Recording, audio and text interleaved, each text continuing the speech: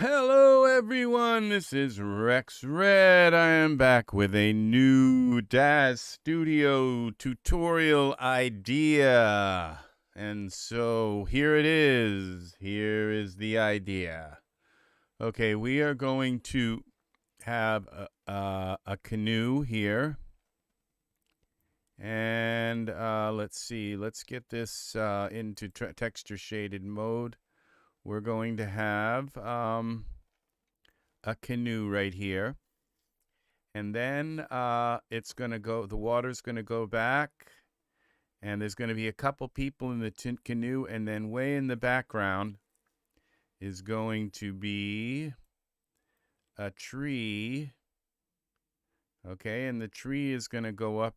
There's going to be go up. There's going to be like a sun in the sky. And then there's going to be a tree way in the background here. And then a big thing, and the tree is going to be kind of reaching up into the sun, okay? And then there's going to be a big reflection of the sun on the water. And then there's going to be a canoe with two guys on each end of the canoe looking at each other, kind of. All right? Does that sound cool? All right, so we have nothing here. We have nothing. All right. That's how we start. Now I have to figure out what kind of water I'm going to use. Now, there's good water and there's bad water. So, it's kind of it's a hit or miss kind of thing on how the water's going to go. I'm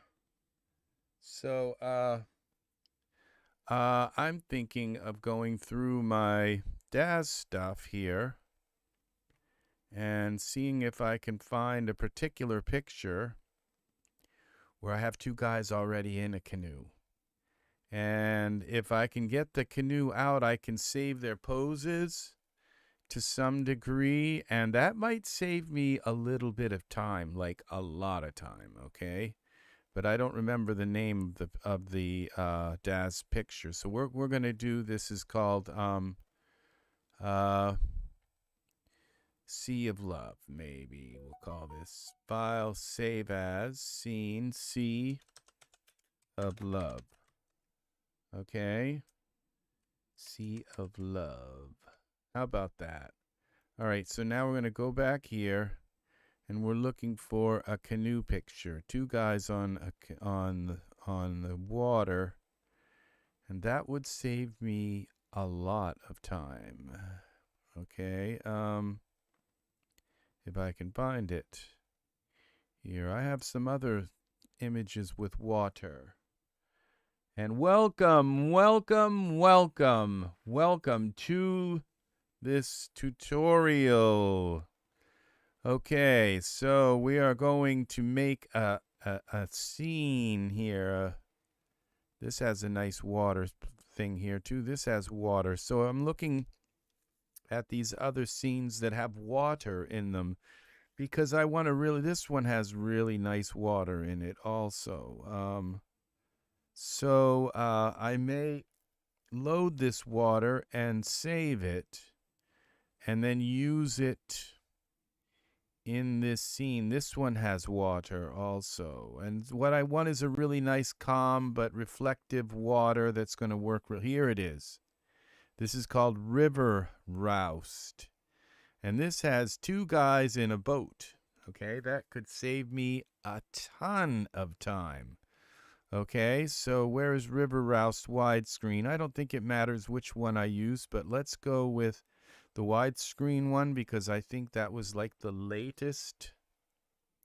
That was called Sea of Love. All right, so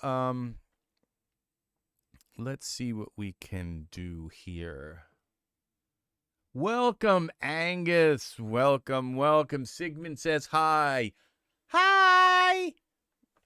Well, Sigmund, your voice sounds funny tonight. Yeah, he hasn't. Okay, what are we looking for? Panorama map, HDR. That's okay. We don't need the panorama map. We don't need a panorama. Say that 5 times real fast. Panorama, panorama, panorama, panorama, panorama. Blah. Okay. All right. So I would like to thank YouTube for allowing me the privilege to stream here live in 4K on their awesome, awesome network. And I'd like to thank my fans for subscribing. We have 1,000 fans on this channel, I believe. I think my dad's channel has 1,000. I'm not sure yet, but it's growing like really slow. But that's okay. It happens, you know. If things happen slowly, I've got 3 channels that are just moving along at a turtle's pace. But you know what?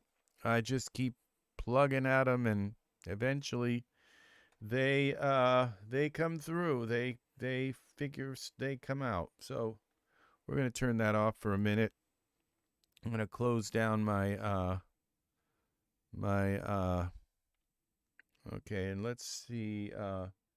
Let's set that off just for a moment. We're still loading this stuff up. And let's put all of this stuff up here, up there. And the I. All right, let's go back here. Okay, let's turn that back on. All right. That's okay. Skip that for now. All right, so what we're going to do is save our guys in the canoe.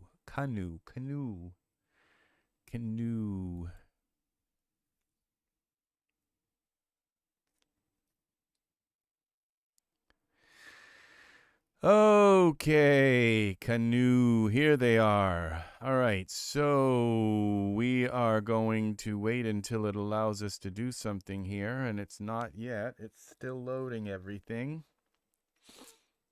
I may put a different texture on the canoe. We'll see. The red canoe is kind of nice. Yeah, I don't think it's going to matter a lot. They're going to be about like this far away from each other. Maybe like this. Okay. All right, so let's get our canoe. Okay, this is figures and canoe, and that's exactly what I need. All right, they're already in their own, you know, I wonder if I just get rid of the land here. Let's see, ultra scenery. Let's get rid of the ultra scenery. And, oh, edit undo. We just deleted our water plane. So let's go into ultra scenery and be a little more specific here. Ultra scenery water. Let's unparent that. Now let's delete this. And I think that leaves us with some water. Let's see how eternal this water looks. How far does this water go? This is widescreen, so we're going to have to mess with that a little bit. How far does... Oh, we have some eternal water here. And this should be really nice now. Let's turn this, like, center it. Okay. This looks nice. So we're going to change our screen. This is a widescreen screen. Sigmund, say hi again. Hi, Angus. Sounds like your voice hasn't quite woken up, Sigmund, from the little nap you took today. All right, so we're going to go to our render settings. We're going to get this out of our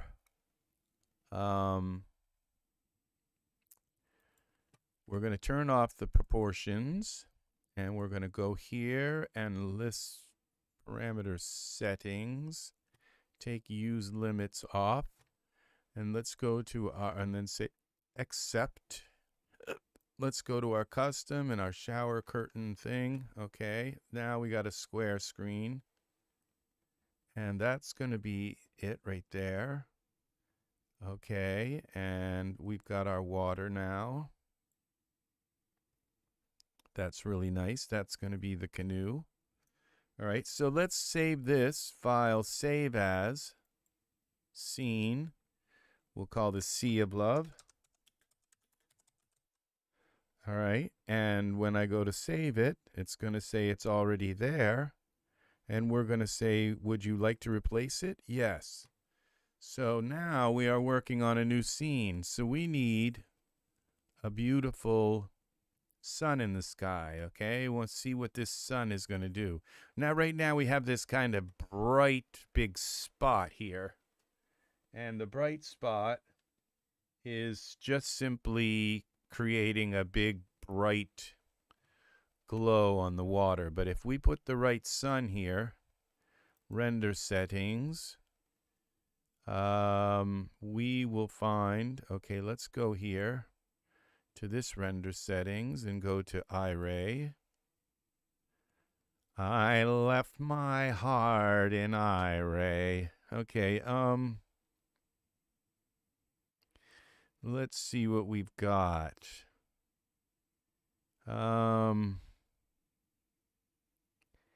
Let's pick this sun. Bare sky. Okay. This doesn't look like it's working, but let's see. Let's get the sun around here. And environment. Okay, I'm going to put a camera in the scene.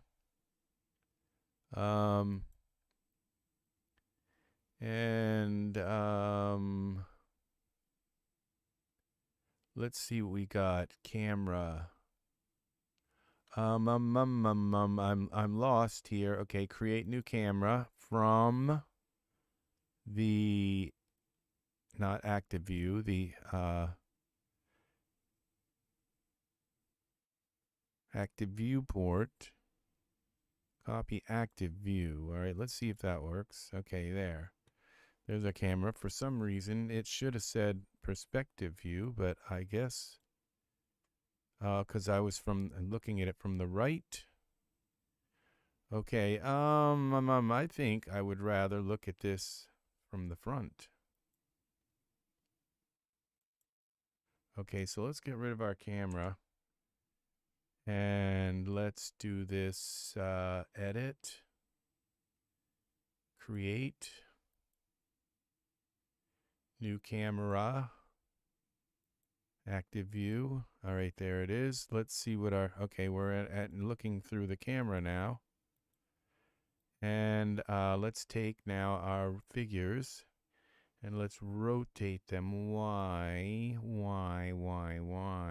Okay. That didn't work. Why not? Edit.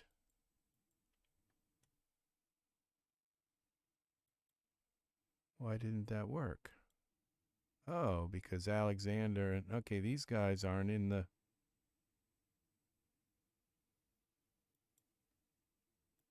Now they're in the canoe. Now let's turn this to, look at how beautiful this is. Texture shaded. Now let's rotate the canoe around.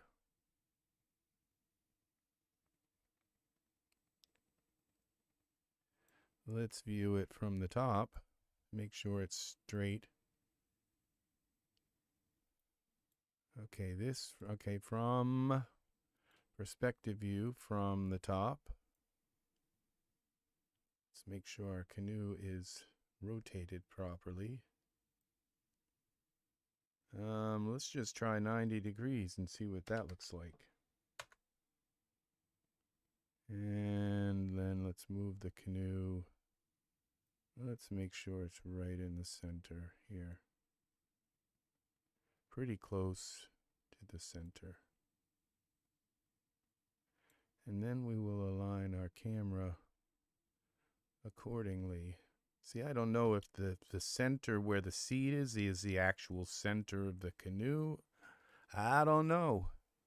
All right, so let's go back to our camera view. Well, it looks pretty centered there. Now let's go to iRay. Okay, let's save this.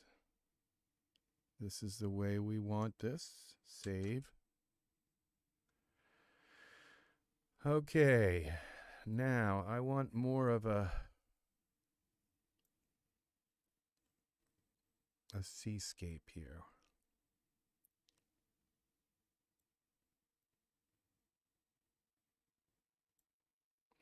All right, look at this beautiful reflection. The water has a very nice reflection to it.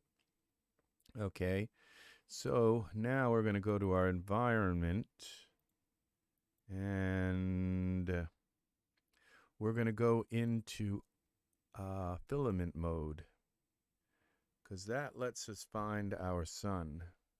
Eventually, once it loads the HDRI into its memory. And now we can rotate this dome and rotate it Y. What was it? X.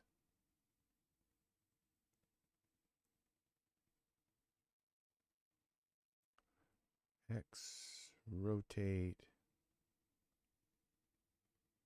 What I don't see is a sun here. X.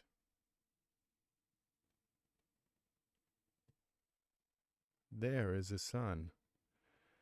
Aren't we lucky? And let's put the sun right here. Now let's see what this looks like in iRay. It may be way too bright, but let's see what we've got.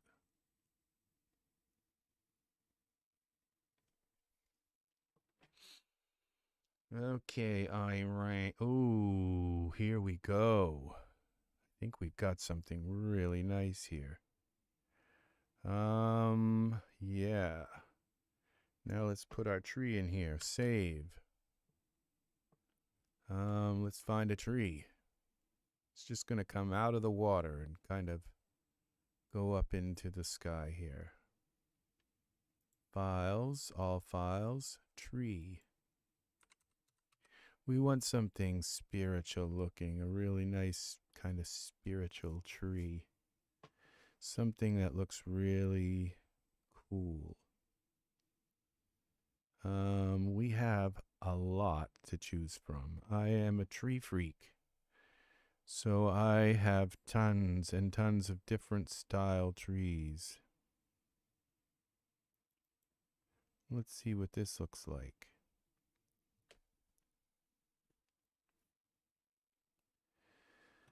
Well, that's a tree.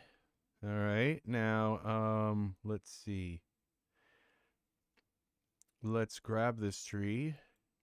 Texture shaded. Texture shaded, and go Z with the tree. Up. That never really, it's really hard to use that particular Y. And let's scale the tree. Well, let's see what this looks like. Okay. And it's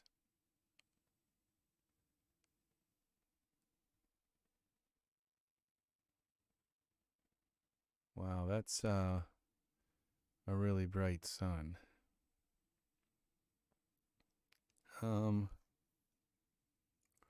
Not quite looking like I was expecting it to look.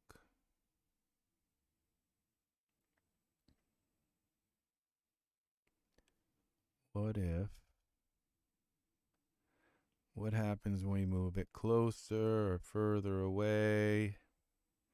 All right, let's move the tree. Let's see what happens. Okay, I am now just messing things up here.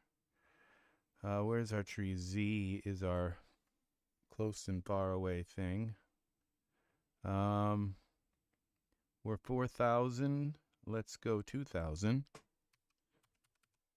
Move it closer. Okay. What if we go 1,000? Okay. And then we scale it down to 50%.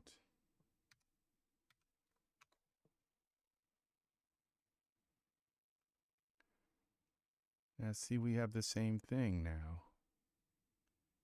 Like the sun is just terribly obscuring. The sun is just way too white. What if now all right, oh, this is complicated now to get this right. Where is this in render settings? There's a couple ways to fix this.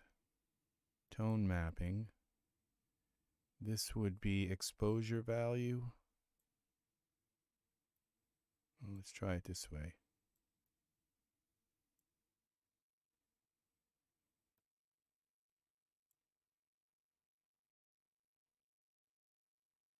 Why is this so still whiting out the tree like terribly? It's like the tree is in I-ray or something.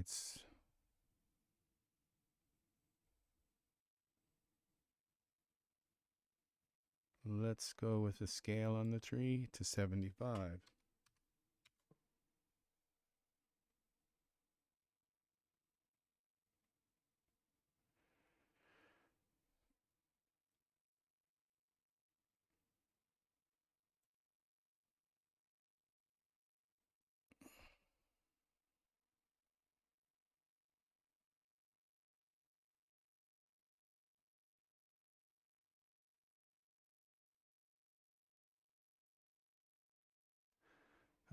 Z. Okay, well, it seems as though when the top branches are in the tree in this, it gets really bad, whited out, okay?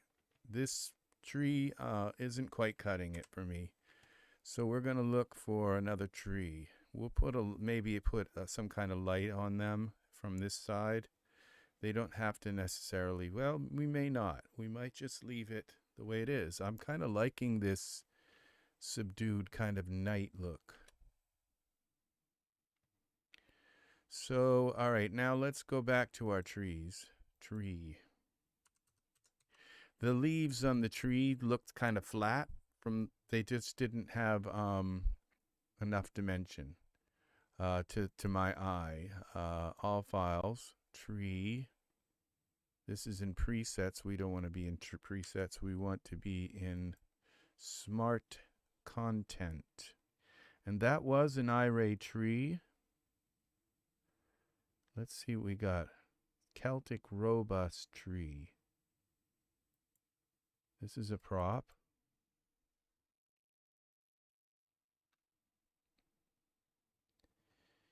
All right. What do we got for a tree?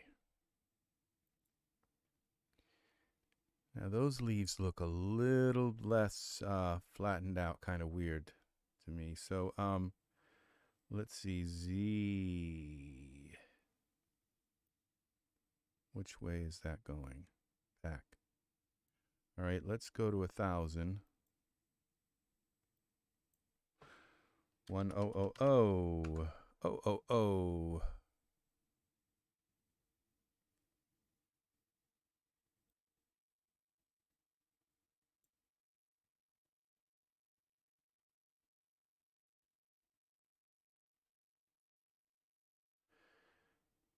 This is kind of nice.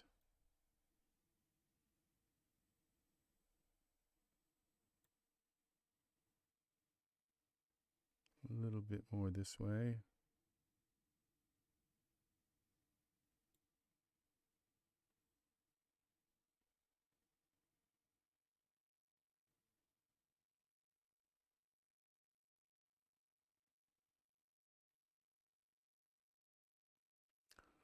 What if we go back? I think this will render a little better. This is I'm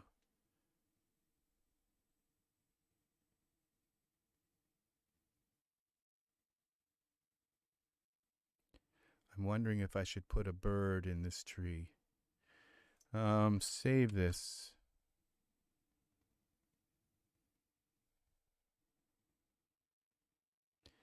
Now,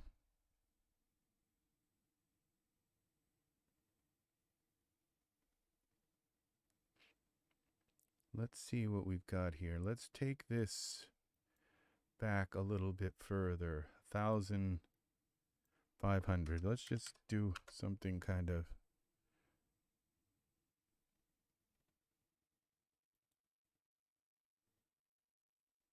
No, I think the tree closer was better. 1,000. Okay, we'll keep it there at that 1,000. All right, because it's a little more intimate. Okay, and this doesn't look so blank. Okay. Now my question is, should the tree be on a rock, or should it be like on a little island, or should it be?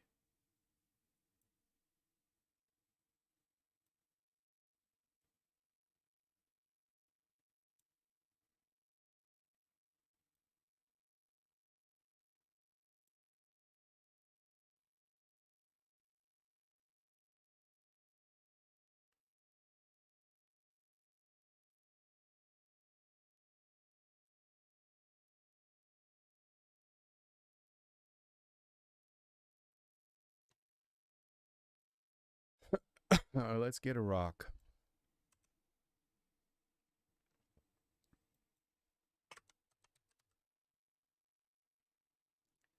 Rock. How about props? And got a really nice little rock for our tree to go on.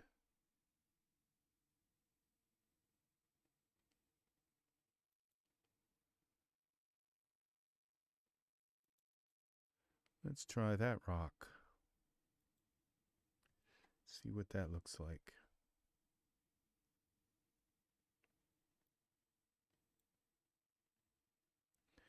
Z, this would go in 1,000. Like our tree. And let's go out of here. Texture shaded. Let's bring our rock down a little bit. Let's bring our tree up a little bit.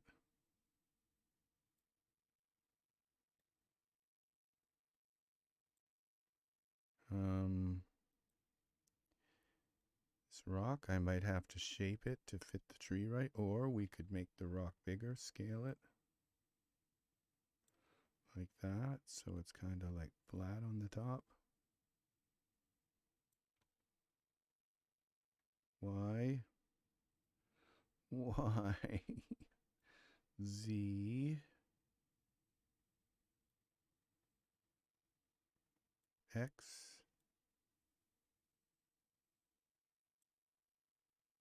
Y, okay, Y,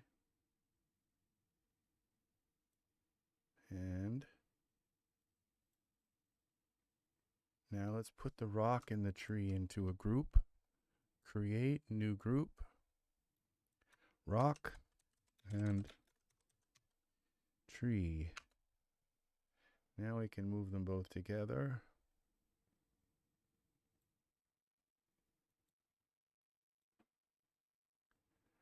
Let's see what this looks like. I think I'll chop that little piece off the tree or move it out, bend it down with mesh grabber. Either way, I think bending it would be better.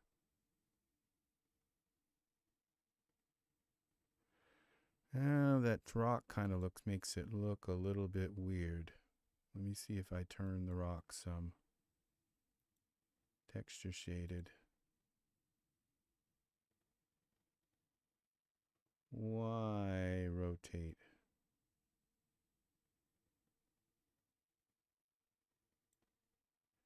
X rotate. X. Z.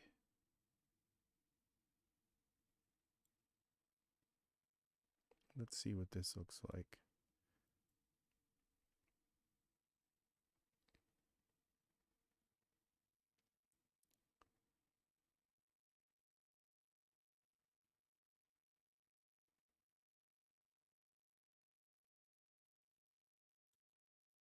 Okay.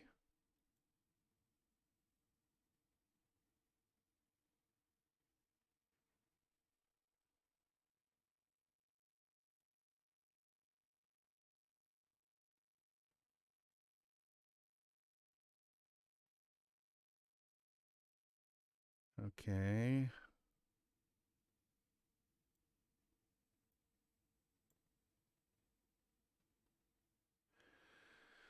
The rock isn't working. Let's get a flatter rock.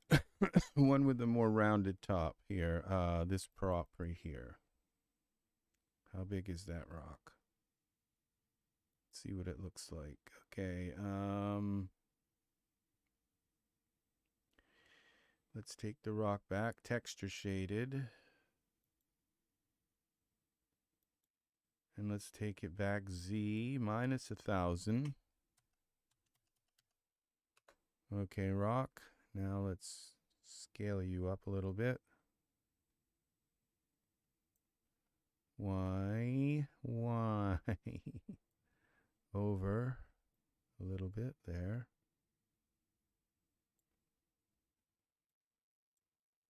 Scale it.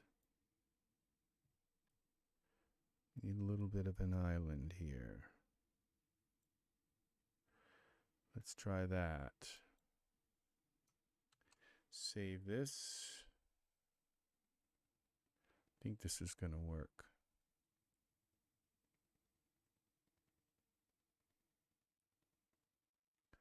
I do believe this is going to work. Yes. Okay. So now, what if I take, okay, now let's put the rock in with the rockin' tree. And then let's take this tree back into the scene a little bit more. Let's go bring it back. Texture. I don't think it's going to matter a lot, but let's see. Let's go Z. Let's take this back 1500.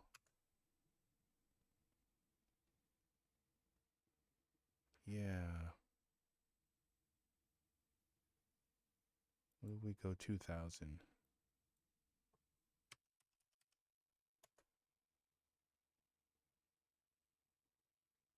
And then what if we go 3000? Minus 3000. And then take this tree and scale it all a little bit. The tree, just the tree. Well, the rock could scale too. Let's scale the whole kit and caboodle. Oh, that's a little too much. Let's go to, we're at 130. Let's go 100. Let's go 120. 120.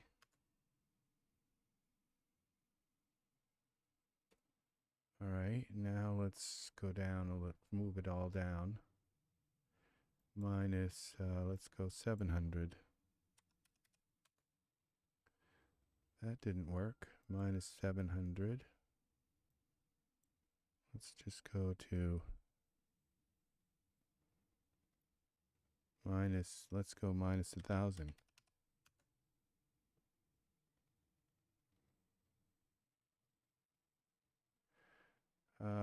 Let's scale this up to 130.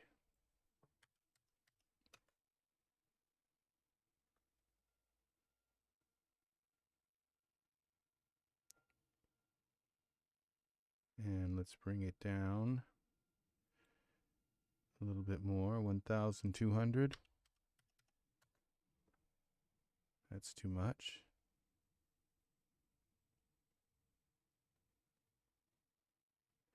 Uh, 1,100.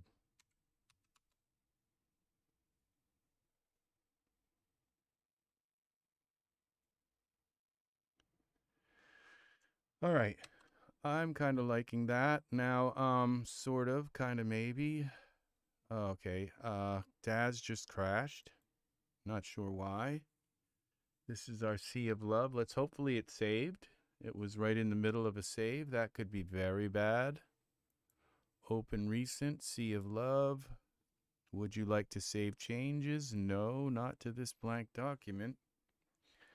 Let's see what we got.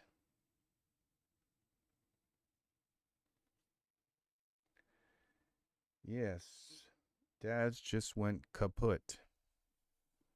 Not sure why. I don't know why. Could be because the heart of this project came from an older project. That could be the reason why.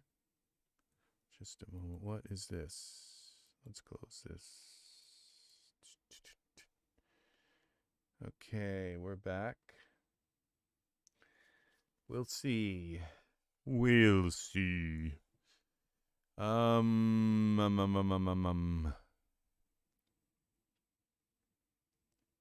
see what we've got going on here.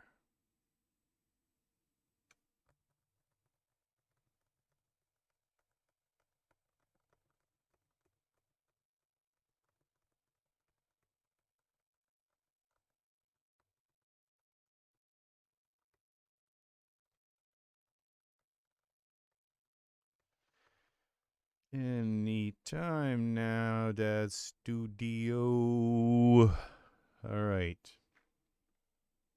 Here we go.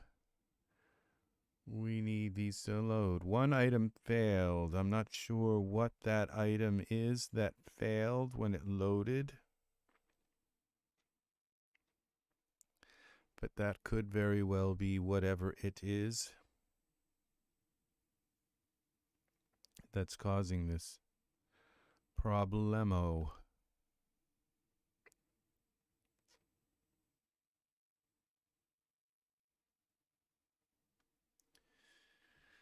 Okay. This is weird. This doesn't look right. Oh, I think we're looking at it through the wrong camera. We have two cameras. No, okay. Now this is correct.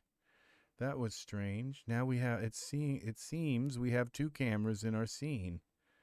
And which one are we looking through? We're looking through camera, so we can get rid of camera 2. Okay, save this again. Maybe hopefully it doesn't crash on us again while trying to save it. All right, now I think I'm going to make just the tree larger. So we're going to make this 120.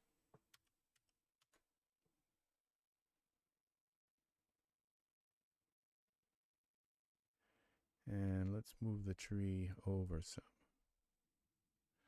I may have to move the rock.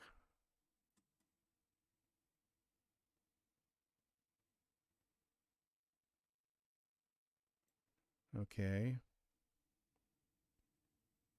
Now the rock. Move the rock over. Let's make the rock a little bigger. Scale 450. 460. Make the top part of the rock a little bigger. Okay. There it is. Save.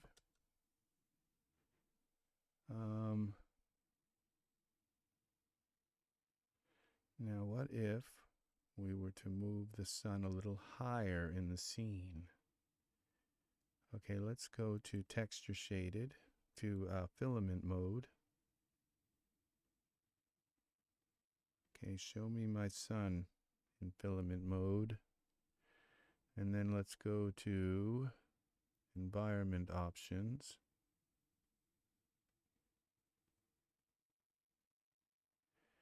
And we're going to move that. Was it X?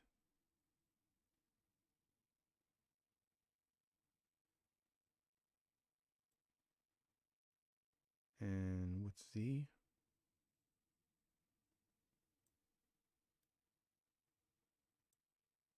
Rotation. Let's try this now. Let's go back to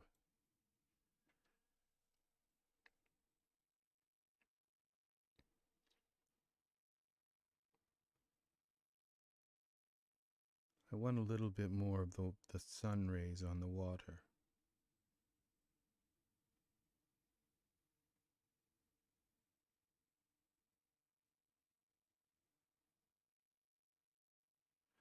Okay, now what happens if we illuminate our canoe with a spotlight?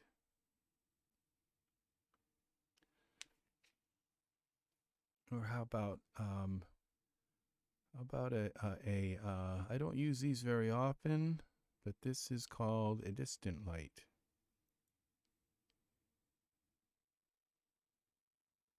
Let's look at this from our distant light.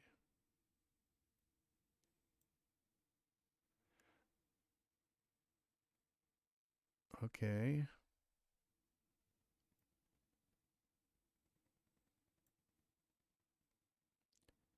Distant light. And let's turn up our distant light a little bit. Which is here. 9. What if we go 9, 9? Well, that lit it up. Let's take a look at it from our camera view. That's too much. Let's bring it down.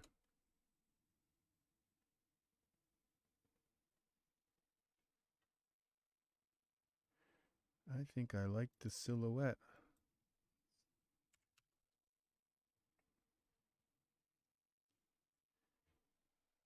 If we just go 1, 0, 0. Okay, well now we can just kind of bring this up one increment at a time. 2.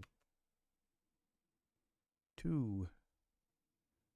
And let's just take and warm this a little bit.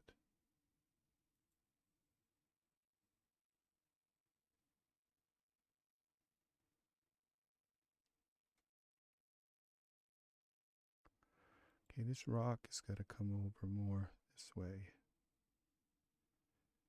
Texture shaded.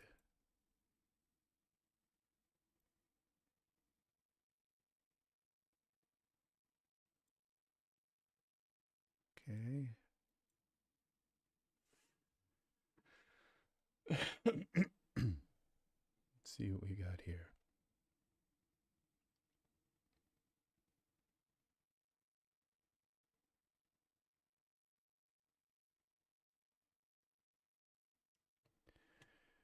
All right. Seagulls. Gull. Let's put some gulls in the sky.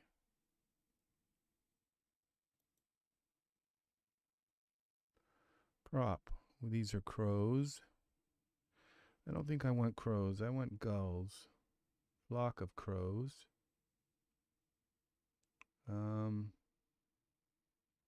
Gull. Well, let's just try one. See what we get. Texture shaded. Let's select the gulls. Texture shaded. And move them back. Z. Let's put one of them over here. X. Y. And then let's try these here. Another little grouping of them. We'll go X. Okay, Z. And X. Y. Let's see what this looks like.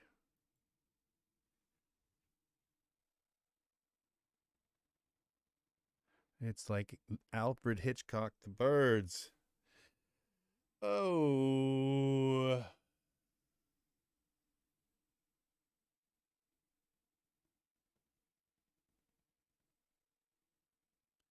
I think there's just too many. All right, so let's go with a few birds. Gulls.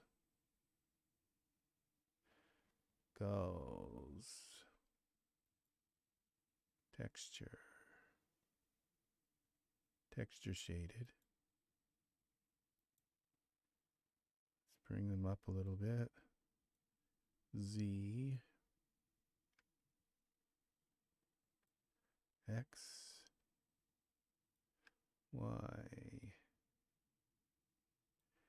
Let's try that.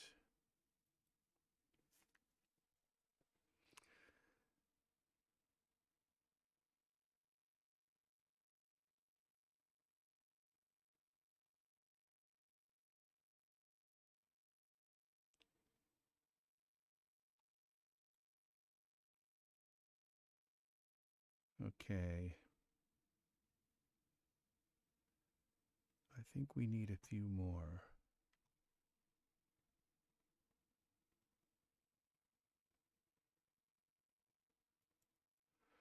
So I think we'll divide these off. So we have, okay, Z, texture shaded.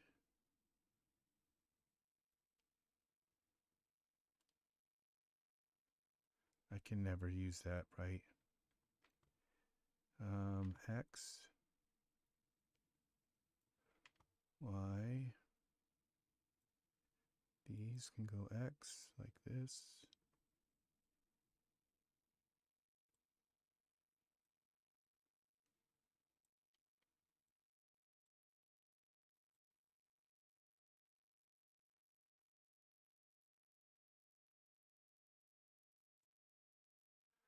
Okay, let's try that. See what that looks like.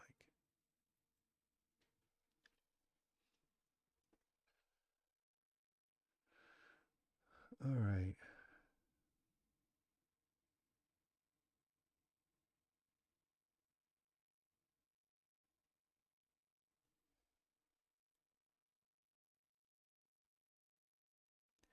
I think that's it. All right, we're going to save this. All right, let's get our render settings up. Let's let it try to render. We do get a few birds in here into the sun area. I'm wondering if I can find a better sky. But this is kind of what I was looking for. So I'd like to bend this little branch down, perspective view. Take me to my branch here. These little branches here. Let's take these and bend them down a little bit. Okay, mesh grabber. Let's see if we can be quick about this. Texture shaded mesh grabber. I am surprised at how many professional DAZ editors don't use mesh grabber, and they'll take an object into like Blender to move the geometry. It's like, hello. For a while, you've been able to do that in DAZ. Just letting you know. Okay, so we're gonna fall off radius, just so you know. Okay, let's well, that one's done already. See, and I didn't have to export or do anything. All I needed to do was get mesh grabber out, grab a hold of the thing, and bend it down. And I didn't even have to go out of iRay.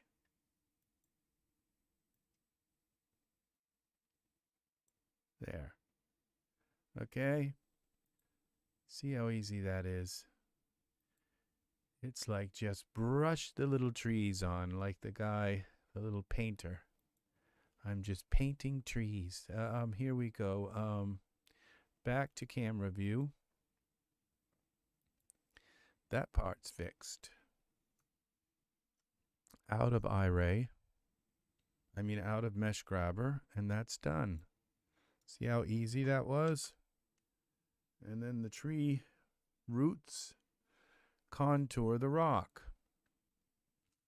Okay, I think I like this. The thing is what this horizon line looks a little bit fake. Okay, so I'm wondering about, and I'm wondering also if I were to put a couple of two spotlights, one on each of these guys, so that it's not like lighting the whole thing, but it's just kind of adding a little bit of a character light to them. So let's see about that. Let's create new, let's save it. I just did, but let's do it again just in case. Now let's create a new spotlight. Apply default settings. I always apply default settings because I don't like my spotlights dickered with, I just don't like, I like a default spotlight to start with. It's just the way I am. All right, so we're going to take one of these lights and we're going to point it down on him like this, kinda like that. And we're going to take and create. Oop. Let's bring this back. Create new, not a new camera. Create new spotlight, default. Let's go to this one, default spotlight 2, bring it up, back a little bit, over, and down on this guy a little bit. Let's select our spotlight so we can see where it's pointing.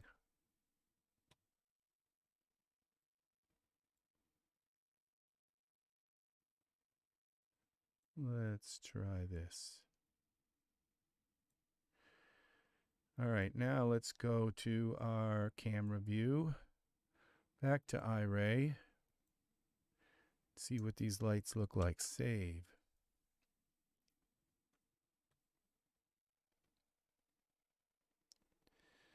Give them a little bit of shadow and kind of, now we got to turn these spotlights up. They're not doing anything. Look at the little speckles. They're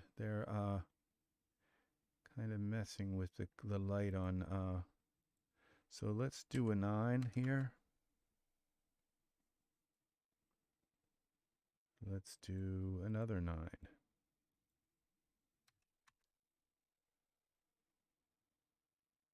Okay. Let's bring this down. How about we do a 3? Oops, what did I just do?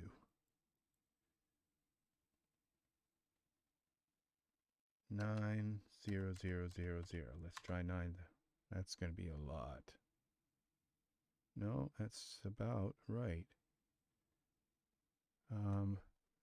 And then let's give this guy some juice here in the light. 9, 0, 0, 0, 0.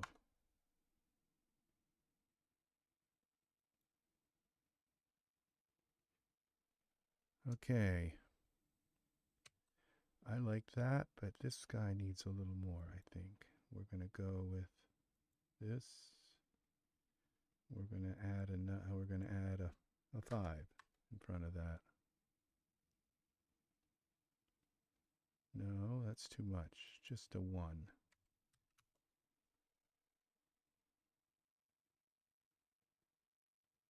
There we go. Just to give it a little bit of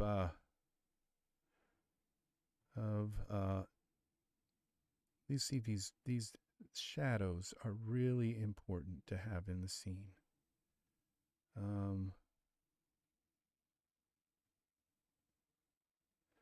I'm wondering if I should, instead of getting his back, if I should move it over and get his front as if there's a light source coming from the same. It doesn't really look natural. So let's take and look through this light. Texture shaded.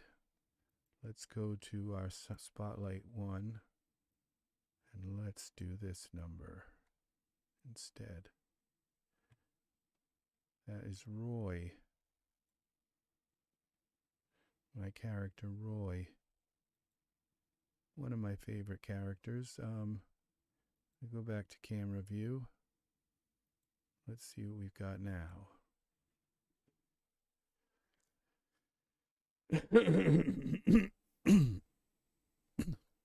Excuse me. Okay. Yeah, I think it's just a little bit bright there, but so let's take it down a little bit. Roy, that's the 8.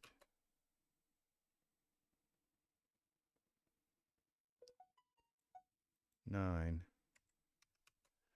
My new phone is making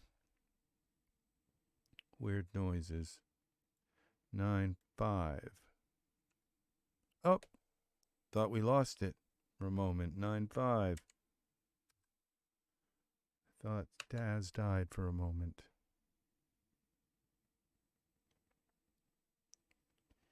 Okay, I think this works. Yes, it does. Okay, so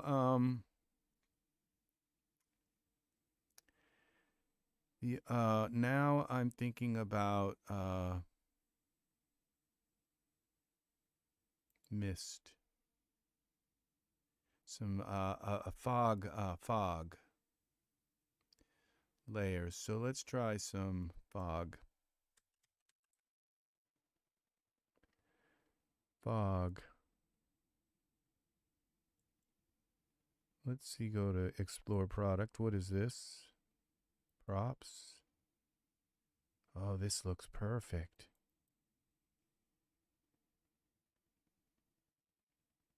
How big is this fog?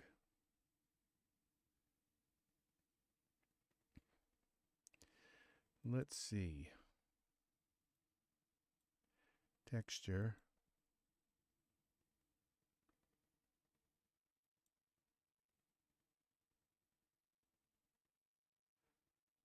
I don't think it will show up in filament mode. Okay, Y, rotate.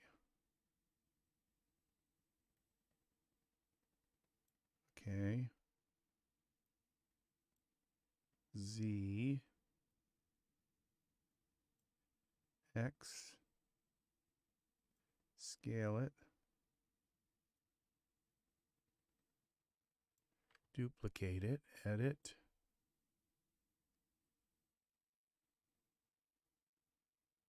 Duplicate. Let's move this over here. Now let's see what this looks like. Array. If it works even slightly close. We have other colors for the fog, I think. Or it may let me manually change the fog. I'm liking that already. I am already liking that. The only problem is the fog is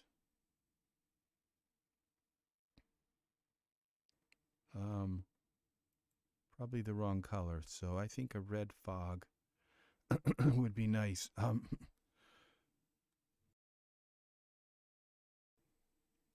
Okay, so let's go back to texture shaded mode. The fog doesn't continue over enough. It's got to join up here, here, and here. Now what have we got for materials for the fog? All we got is white, green, and blue. But if I go into the surfaces of the fog, if I change this to red, do we get red fog? And this one here to red, fog, emission color red. Oh, okay. Fog, surfaces, emission color red. Okay. That may not be the actual fog color, base color. Let's see what that does. And we can turn that up. The fog is actually a light, okay? It's not just, it's actually putting off light. Okay, so I can turn that up, that effect up.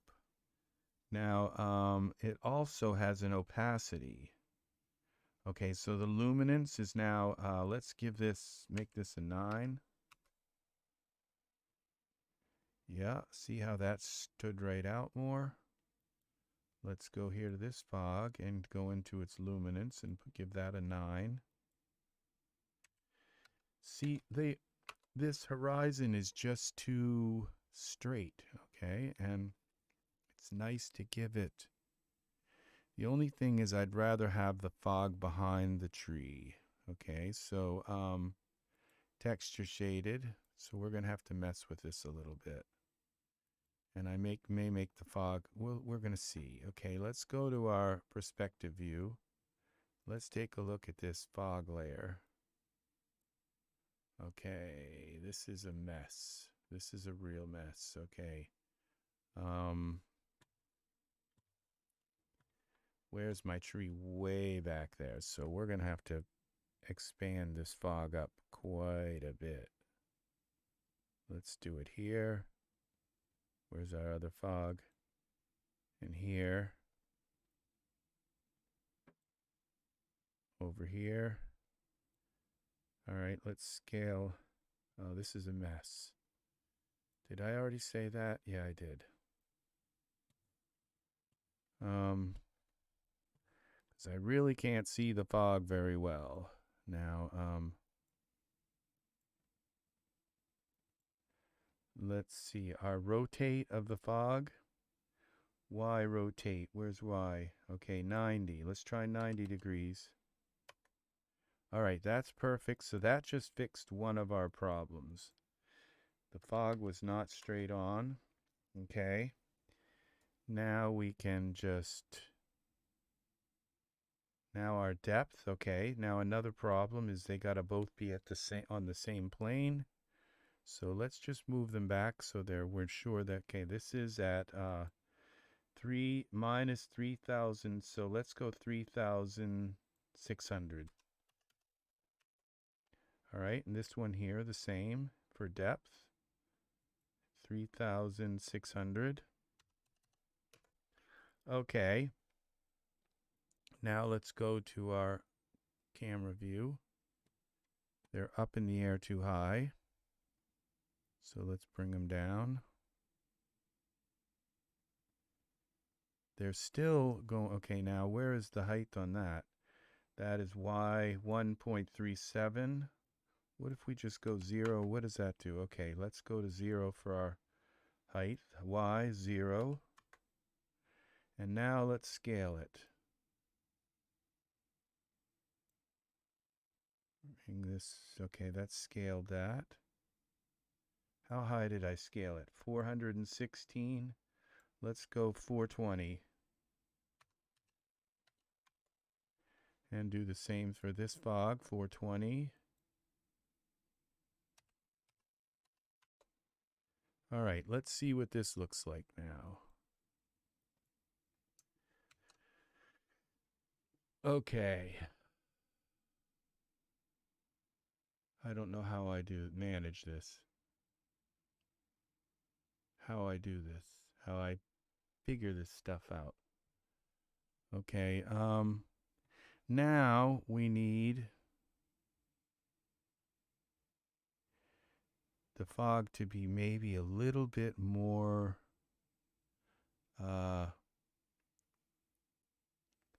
we needed to scale it. You know, that looks almost like it's done. This looks like it's got to come over a tiny bit.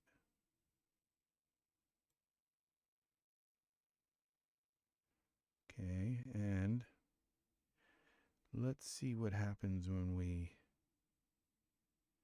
now we have some other parameters we can do with this fog. One of them is cutout opacity. How invisible it is. Right now it's at 50.050.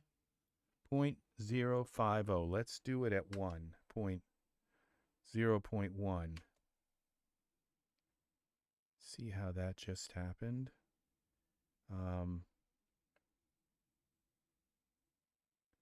Let's go 0.2.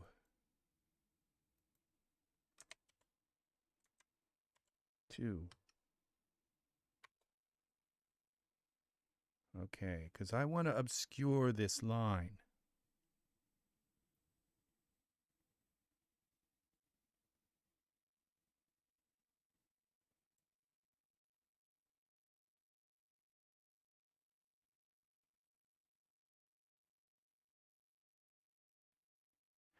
It looks okay.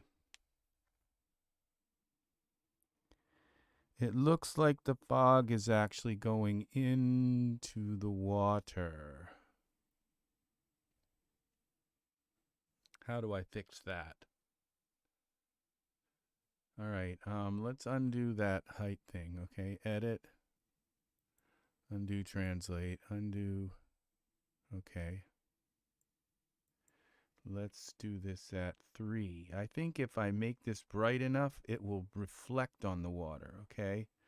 Let's go in texture shade here.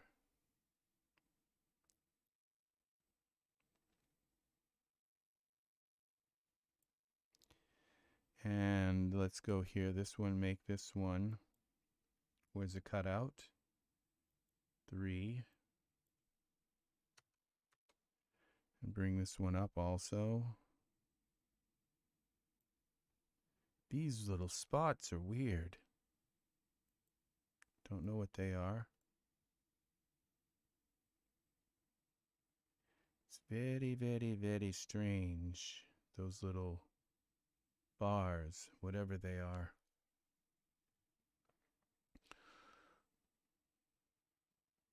Okay, now it is actually, looks like it's a little high.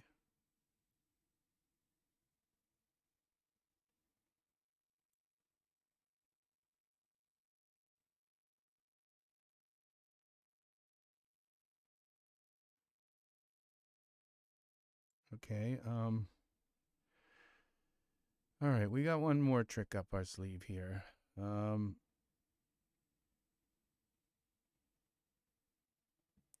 Texture shaded.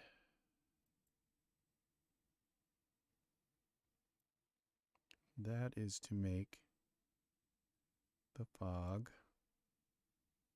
higher, but on the y-axis, like this. Y scale. All right, now let's see what that does.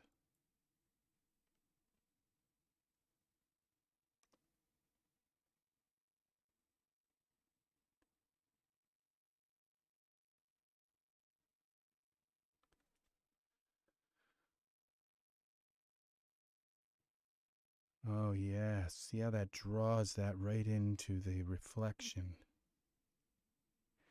Now, I think it should be a little stronger. Now, I have a couple of possibilities. I think,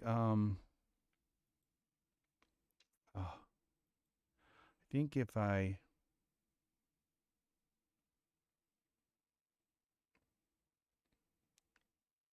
take the fog and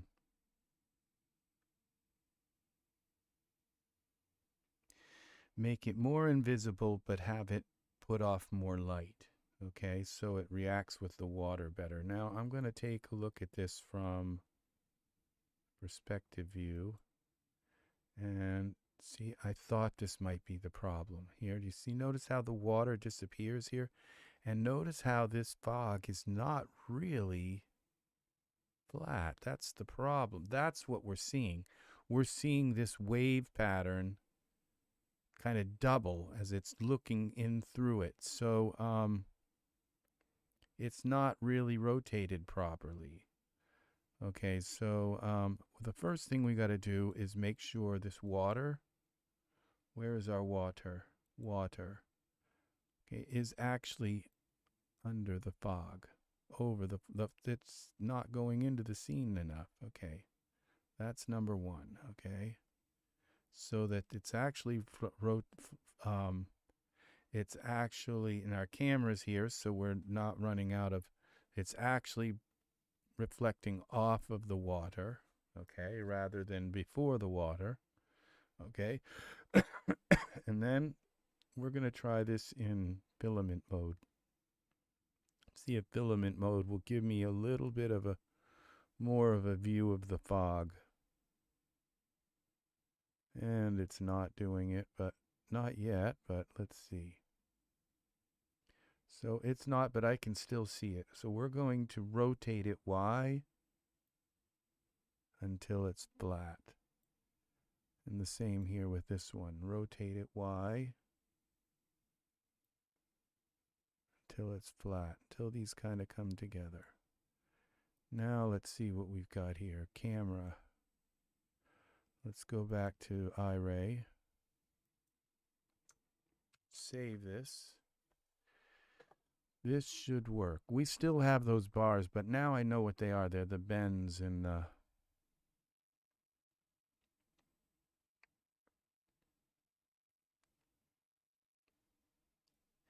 see, I like that better because it looks like the fog is actually, it's kind of done something more to the horizon. But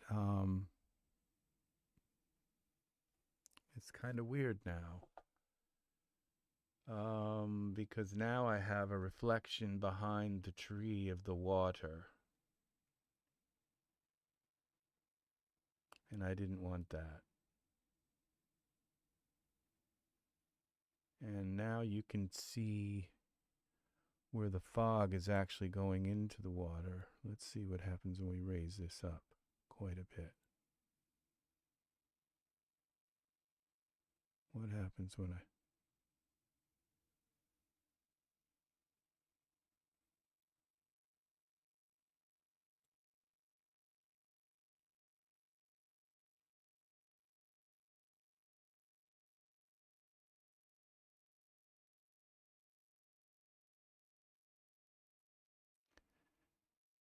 Okay. This isn't working, so let's go back to perspective view. We got to bring the water back. Texture shaded.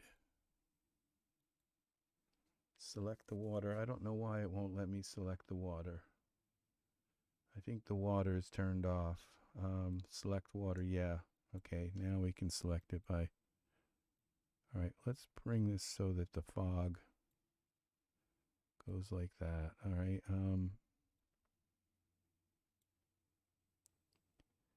Now let's try this back again by our camera. Sometimes things that seem like a good idea aren't necessarily a good idea.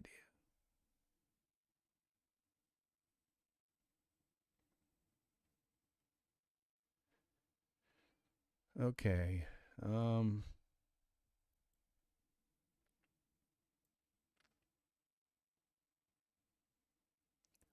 Okay, I'm going to try some different fog. Okay. I have some different fog. That fog's going to go. I'm going to try some mist instead. Mist. M-I-S-T. Mist. Where is it? Take me to this. Explore product. Okay, which one is it? Prop. This is our prop. Huh. Whoa. That is some mist, people. I don't think that was what I wanted. Maybe it is. It is what I wanted. Yes, this is just, I have to take this and put this material on it. Okay. Oh, and there's 3 different kinds here. We've got near, far. Okay, so we're going to turn off the mid and the near and just leave the far fog on. let's make it red. Okay. And let's bring it down a little bit. Drop.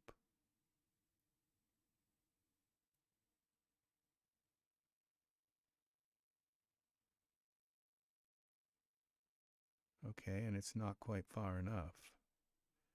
So we're going to have to go Z.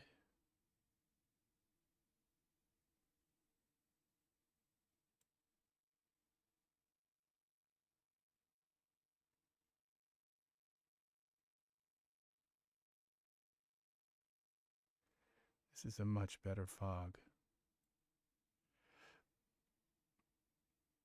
I'm not going to say it's a much better fog. It's more appropriate for this scene. I do not believe it's just everything is depends on your scene, on what's going to be best. Look at that now. That is amazing red light. Here we go. What about strength? Tight.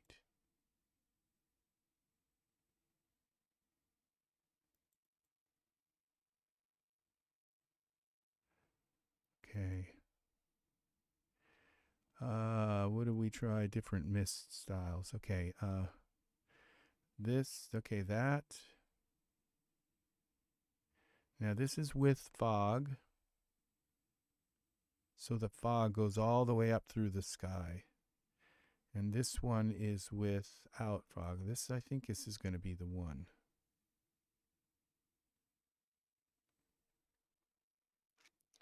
But I've lost my red color. Red tint. There it is.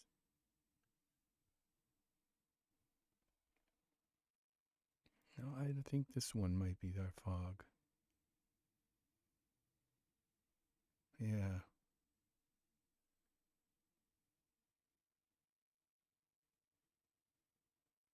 It's kind of a strange scene. Should I put a light on the tree?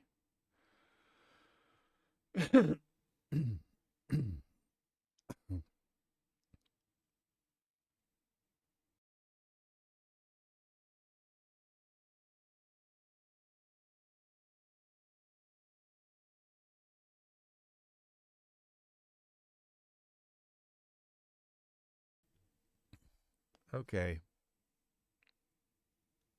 I think these guys could be lit up a little more.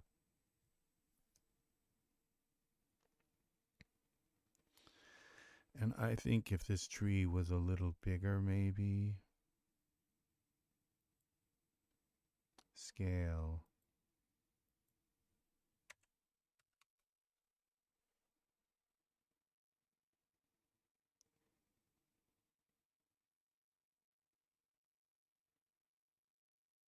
Yeah. And then we take, and I think these lights here, spotlights, have got to be a little brighter. Bring these guys out in the scene a little more.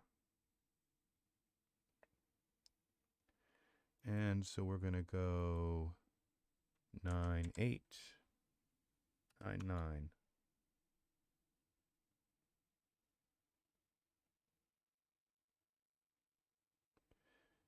Okay, we go take and get that 9 out. We go, what is this? 0. And we go 2.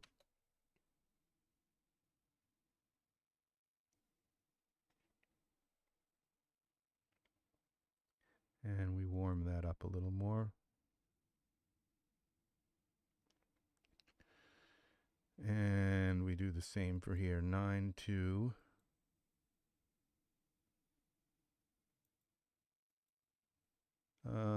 2.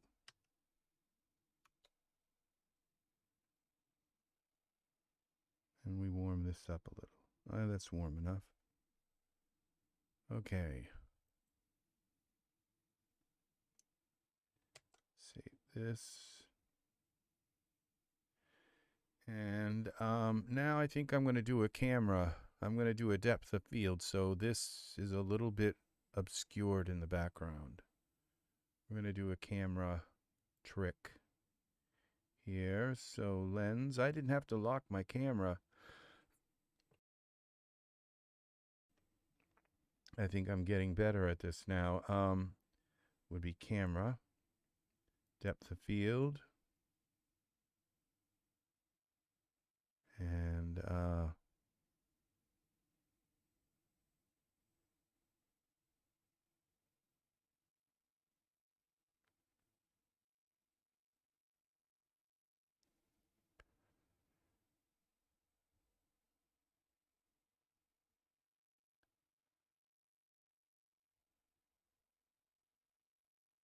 thinking about some shrubbery around the edge or something to give this.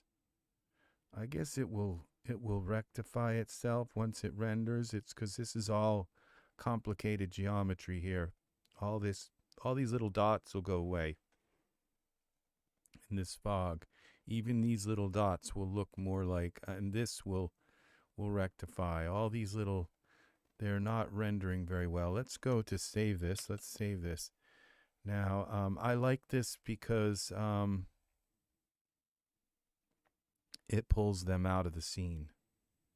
And so, but I'm not sure that we're going to go to our perspective view now.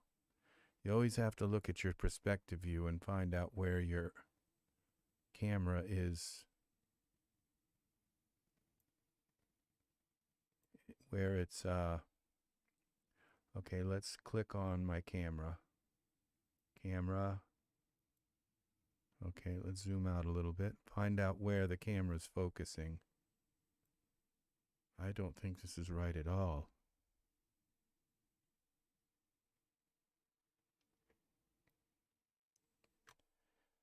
All right, where is our, okay, let's go to texture shaded.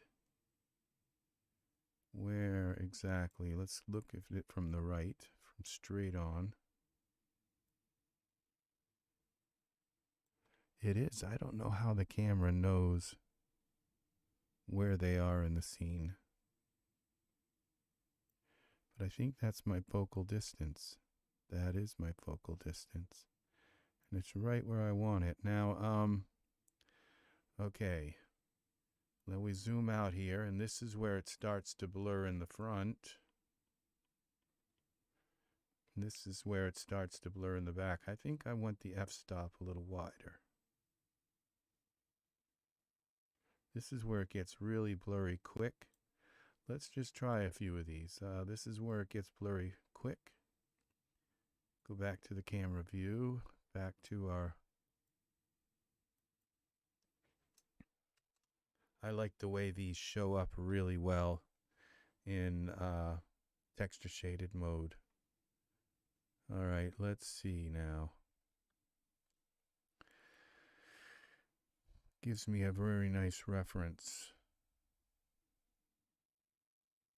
Okay, that's with it really blurry. And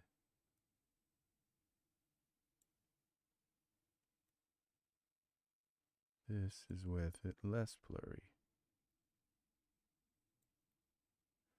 Let's go to like 80.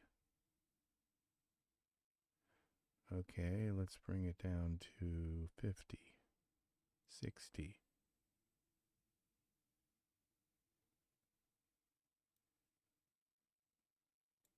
40. Okay, I think around 40 is good. Got a little bit of... Okay, now I'm going to save this. And I'm going to mess around with the sky. I'm going to try some different skies. Render settings. Files.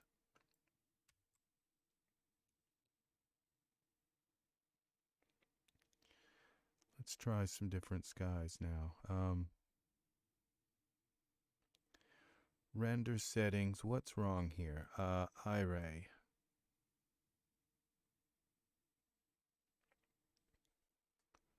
Got a bunch of different skies, and Doesn't hurt to try a few different ones. I can reload if I have to.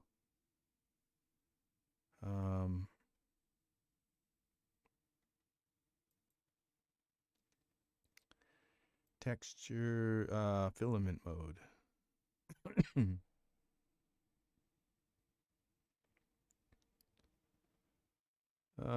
Come on, show me the sky. Filament mode. Bare sky. Okay, now let's move this sun over. Where is my environment options?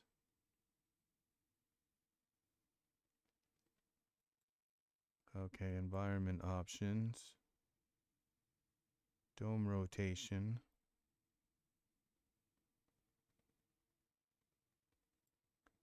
Y. I think these have all got to be set to 0. Reset. Reset. Reset.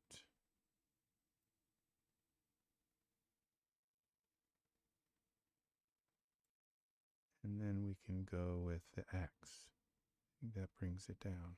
No. X throws that off. Z? Is it? Yeah. Okay, let's see what that does now.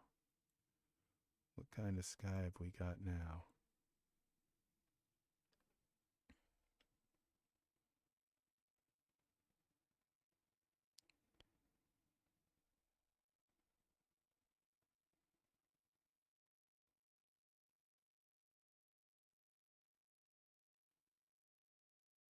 It's different.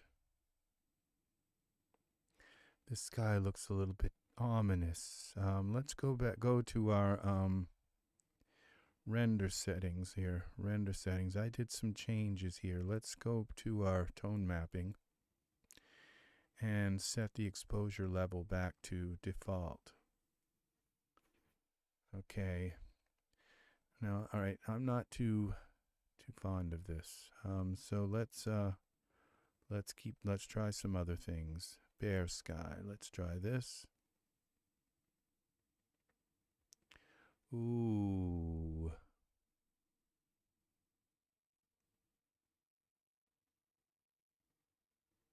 What? This is pretty cool. Now,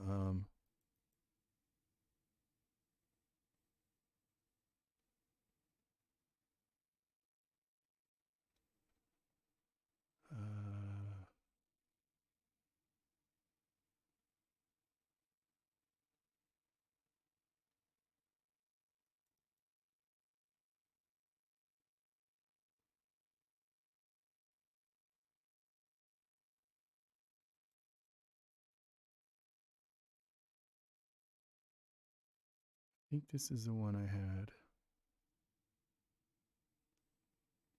But I had to move the sun to get that into position.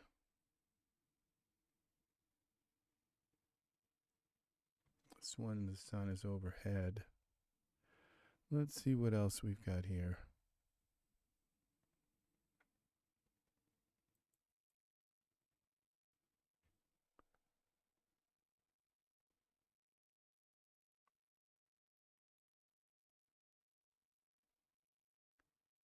Everything's kind of thrown off now.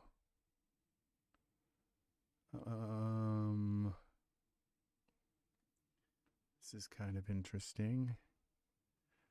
Let's take this and rotate this sky a little bit. This gives us a little more depth to our, okay, texture shaded, but it doesn't have that infinity look.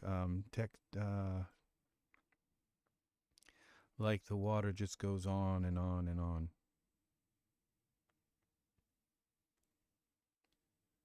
Okay,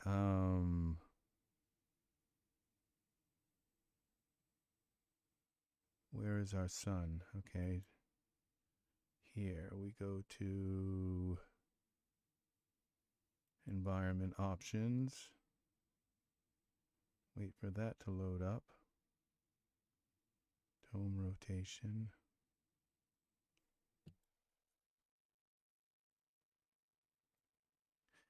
I don't think this is going to work. It takes the infinity away from it. I wanted that kind of endless sea. This is the sea of love. So,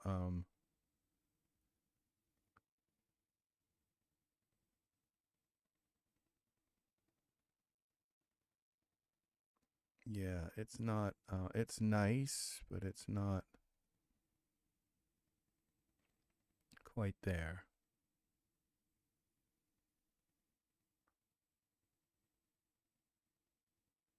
All right, I think it limits it too much. Let's try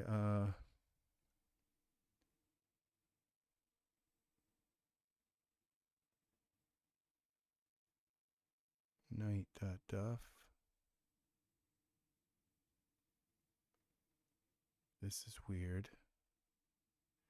All right, now these ones I often get really good results from.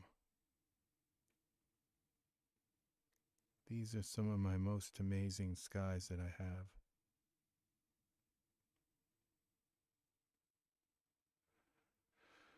That's when I get the sun in the right place. Let's see. Filament.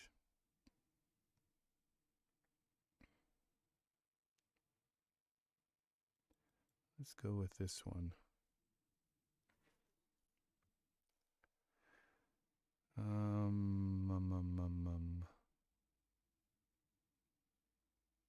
Come on.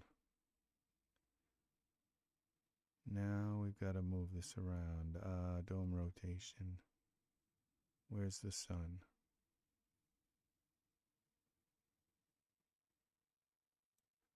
X? No, it's C. Where in the heck is the sun? Let's try some dome rotation here. I can find the sun.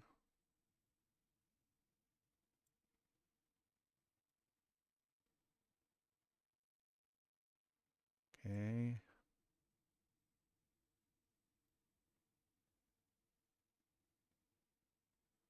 Where in the crap is the sun?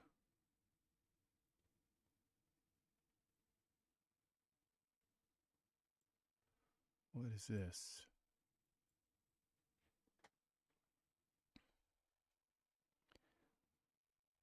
I don't think we have a sun. It looks like we just have a big, gigantic blob.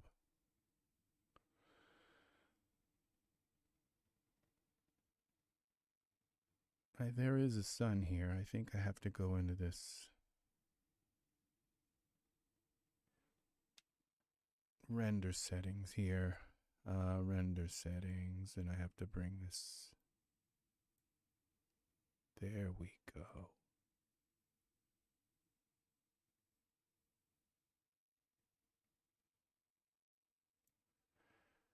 Now let's see if we can find the sun.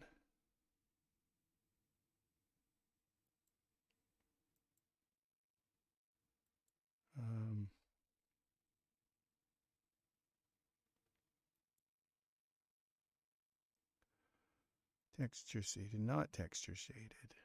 We need filament. All right, how do we go? We got to add insert, create, edit, insert, create. What is it? A filament, draw style. Okay, and we can turn this ISO scale down on filament. Darken it a little bit so we can see what the heck we're doing. All right, that doesn't change it in, it only changes that in filament mode, which is very helpful. Now let's rotate this dome around. And Y.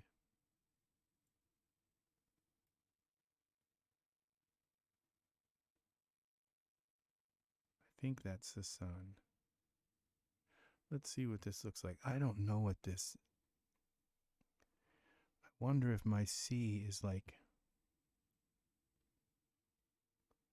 What? See this? Notice this extra little line here?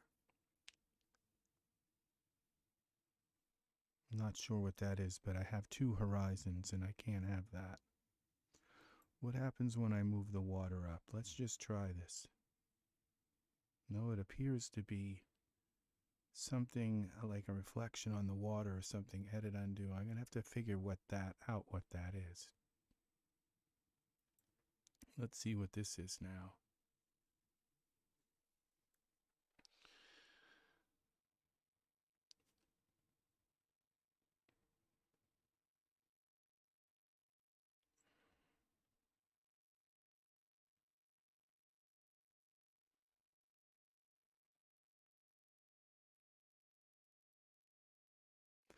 This is actually a better image, than what I had. And the reason why I say that is because there's more in the sky. It's not just one big cloud, one big clear sky. It's not what I want, but it's getting closer. All right, what we're going to try is something different. We're going to put a plane here behind this. Okay, so we're going to try to create our own sky plane. All right, so let's divisions. I think 100 is good. Where's our plane?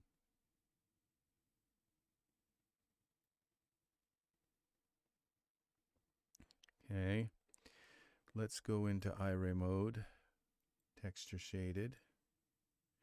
This is going to give me a much more defined sky that I can, a much higher quality sky, okay? Now, it may not give me a higher quality lighting environment, but it will give me a higher quality sky. Now, rotate X, and that would be at 90 degrees. Okay, now let's Z. Let's move this back behind everything. Let's scale it. And what would this be? X scale. All right, and now let's take and surface.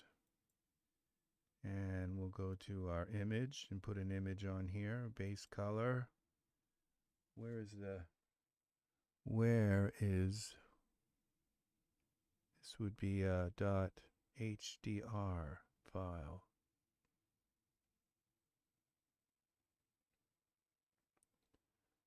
JPEG.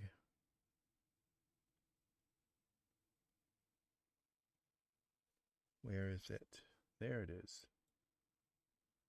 Base color, and then we're going to put this on the emission color, HDR. And then we're going to put this to white. And let's see what this actually shows up in.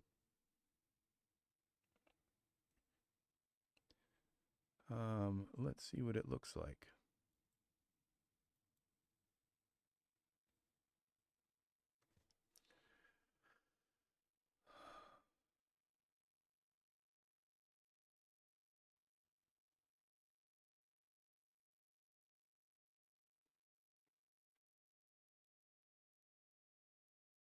Okay, I need to lock my camera. Now it's time to lock the camera.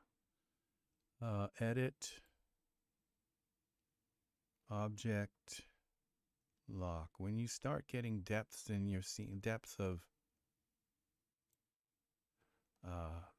textures and all, that's when you need to do this. Now, back to my plane. Here, surface. And now I can take my perspective mode and let's take a look at this plane.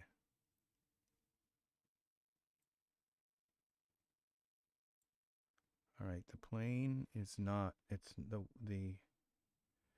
not displaying on the plane in the proper. So let's see what happens when we Okay, this will show in texture shaded mode. All right, so offset, horizontal, vertical offset. Okay, that's the problem, is it's upside down. And I think if I take my plane and scale it in the minus, it will flip it. So if I scale it like this, in the minus, that flipped it upside down. And now that's a new trick I learned. Now we're going to go to surfaces again. Vertical offset. There we go. Now let's take a look at this from the camera view. Let's take our plane and move it. See how much more detailed the sky is.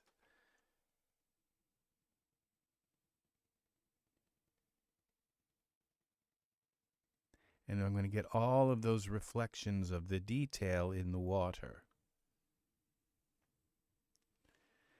Okay, now we have some problems here. What happens when we turn off the environment here? Off the other sky. Scene only.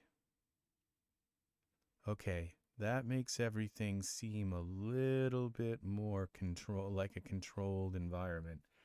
Now what we're going to do is we're going to take this and add more light to the background, to our because this plane here isn't just a picture, it's actually a light. Like putting a computer screen, you know, a computer screen isn't just a picture, it's actually puts off light, and you can decide how much light and what kind of light. It doesn't have to even put off the kind of light that's actually in the picture. But we're going to have it put off the actual light that's in the picture. So let's see now. We go to here back to our plane and our luminance. We're going to bring that up to 9. And a little bit more. Luminance, let's go another 9. Here we go. See how that works there? It gives us absolute control over the sky. And now my haze is really working. And if you remember now, I put a distant light on the other side of this. So I have a distant light. Let's try turning that off for a moment. See what happens. Distant light is now off.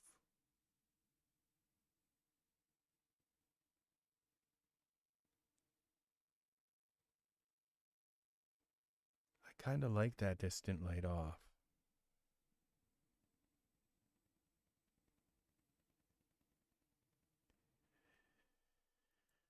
Oh, this is starting to get interesting. The only thing is when the distant light is off, and now remember my camera is that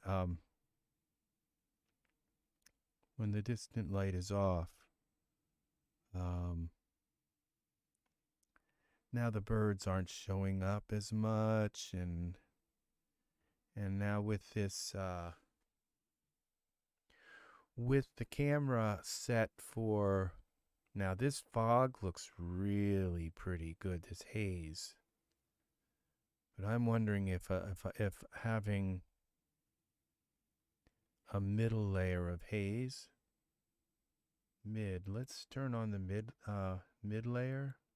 Let's just see what it looks like.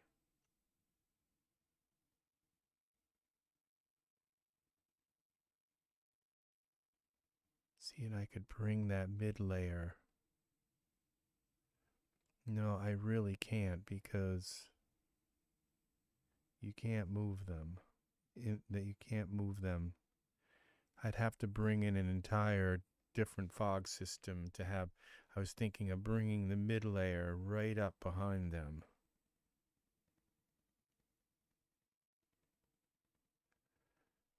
What about the near?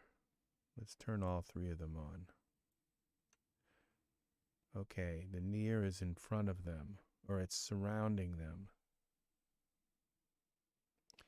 If I want to do these, I'm going to have to do them with separate systems.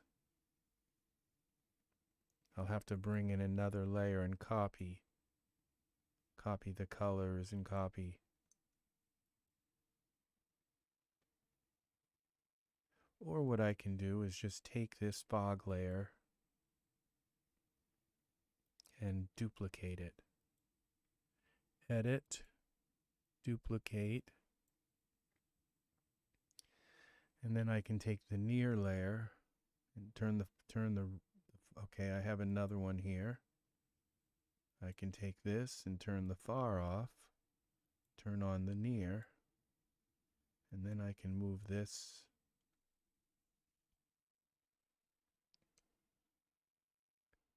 Why does this look weird like this? Oh, I still have okay, I still have the far on. And I've turned off the whole shebang. Here we go. This is the mid. We don't want the mid near, we want the mid. Okay, let's take this into texture shaded mode. Now I can move this one in Z like this.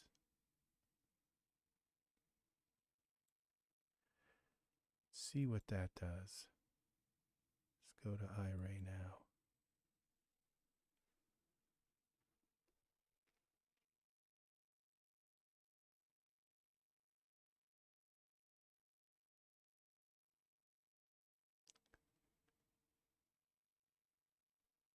It's not too bad. I'm getting a really weird looking fingerprint kind of thing here. I think if I take that back a little bit, I think I've got something turned on in my render settings. It's some kind of specular thing. Yeah, caustic sampler. That's causing that fingerprint look. Okay, now I think I'm going to move it back a little bit. Texture shaded.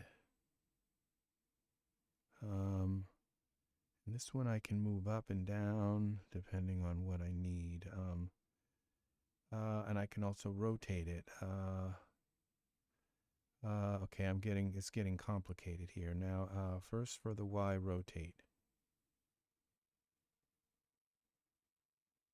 Okay, and then Z to move it back a little bit. What's up and down? Y, what happens when we come up? Yeah, we see I've got a bunch of that sitting underneath. Let's see what this looks like.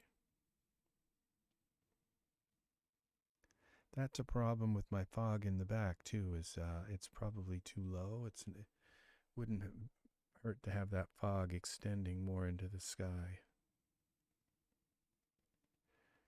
Now I'm not liking this, so what I've got to do is move it back in a little bit.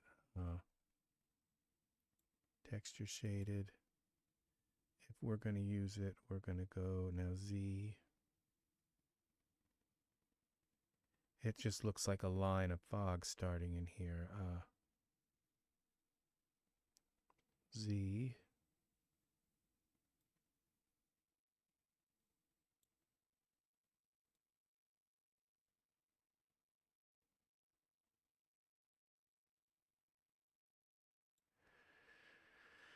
And what if we do this now? We take this fog thing and duplicate it again.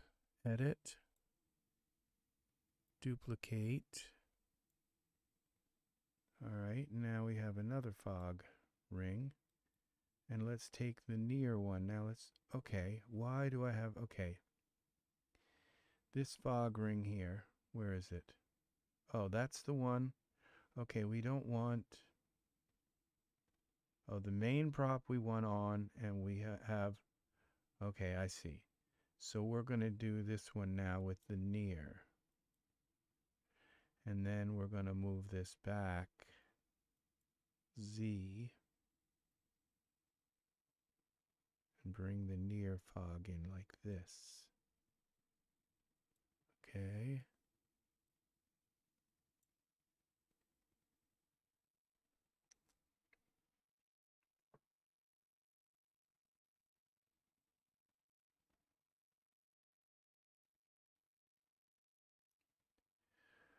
Wow. Look at what that just did. This is amazing. All right. But we've got a problem. We've got him having a shadow on the fog. There's a way to fix that. I just learned how to do it and I forgot. There's some kind of thing with the light. There's a way to shine this light and make it this light here. Where's my spotlight? See, they're both doing it, and there's a way to diffuse that.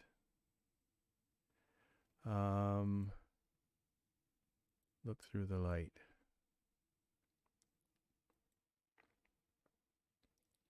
Now I can't see that it's doing it because oh,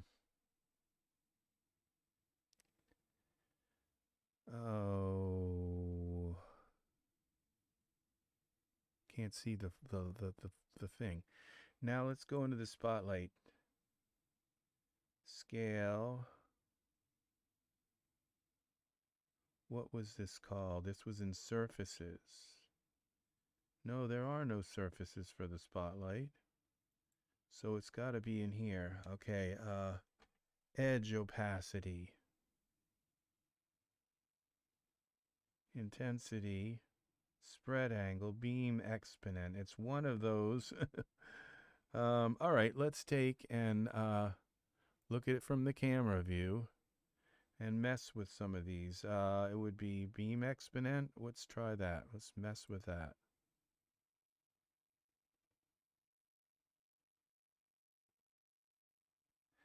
That didn't do it. That just focused the beam. Okay. So let's go to edge opacity.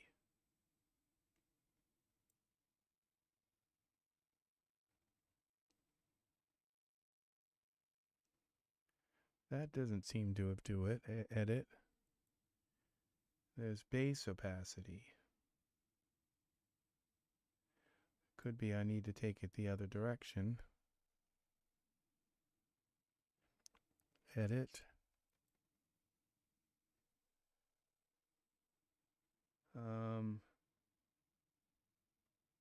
Width. Render emitted. Spread angle.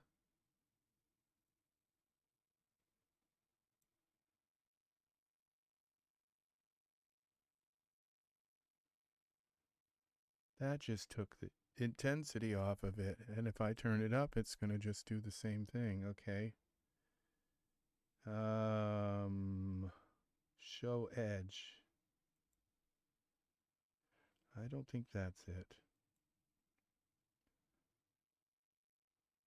Okay, let's turn this light up a little more so we can really accentuate this. Okay. One of these does it. And base opacity, opacity scale.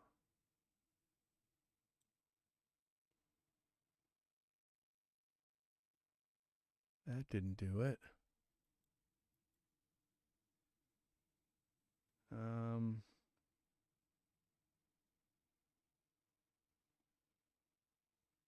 Ray length.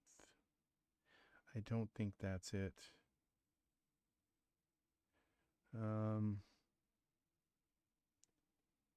Look how sharp that shadow is. It's just terrible. It's absolutely, it's just like, what's it shining off? Reflecting off. It's terrible. If it was on the water, that would be fine, but it's right on that. Now, if I just turn this mid plane off, let's see what happens. Now, this is prop. Okay, this is the main prop. This is prop 2. Okay, it's gone. So, but I kind of like that effect on the water.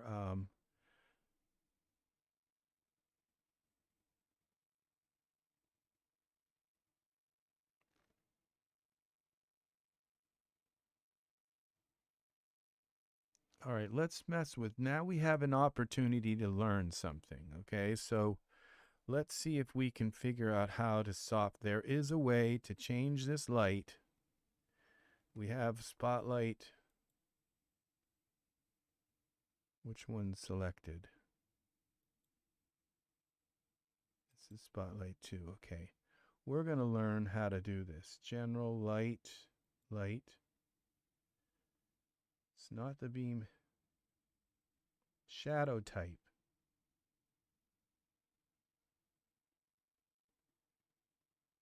Deep shadow map.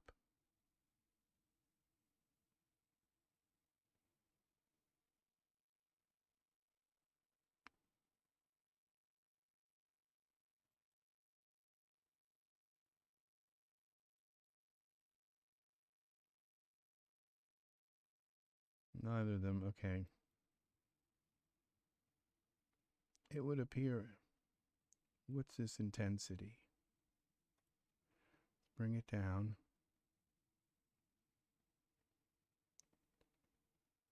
That didn't.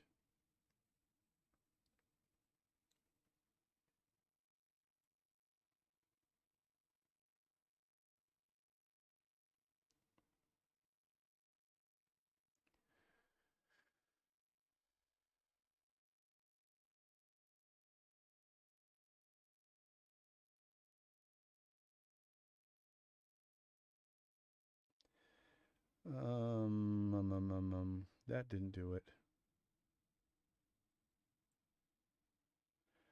Um,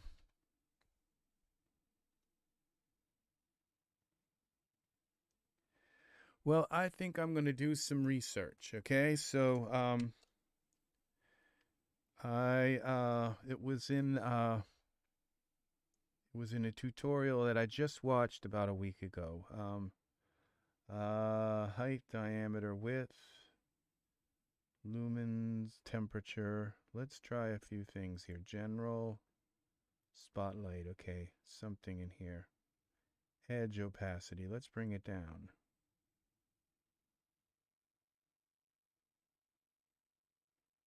That didn't work.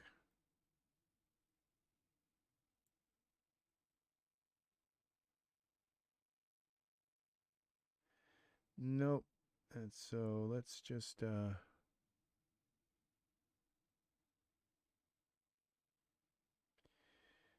base opacity.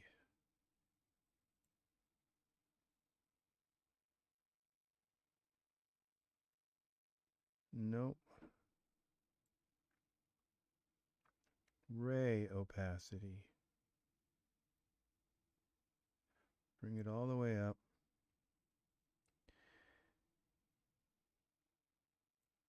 That's like, these are display things, I think.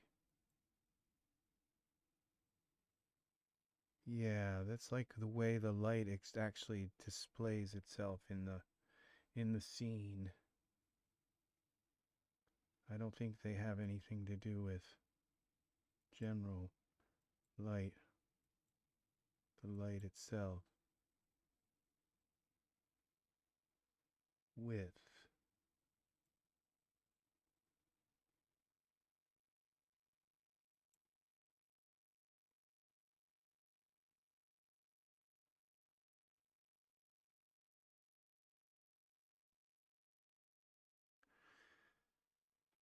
Okay. All right, well, what we're going to have to do is I'm going to have to do some research on this, okay?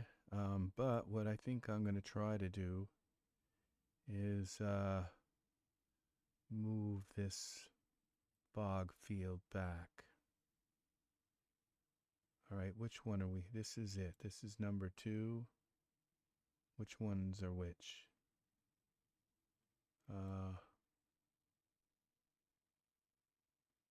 Where's the other one? Okay, 1, 2. That's 3. So this is number 2. So let's try to move this back and see what happens if I move it back. Up, edit, undo.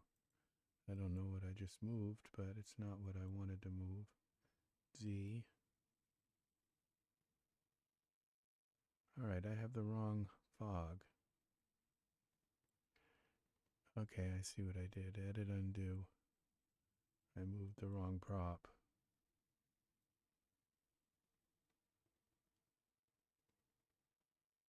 What is going on? This is strange. Okay, I'm not supposed to have all 3 of these on like this. Z. That is not supposed to move up and down like that. What the heck have I done here? And I have all 3 of them turned on. Near and far is supposed to be turned off. As X. Okay, now it's sort of kind of working right.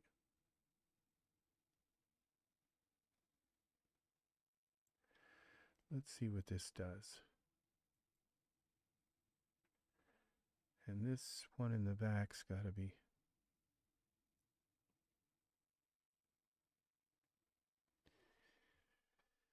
This is strange.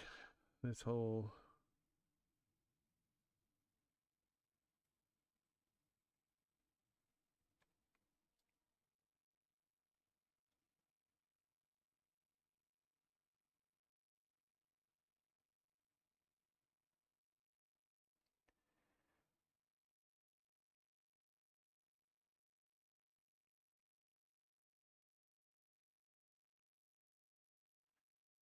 See.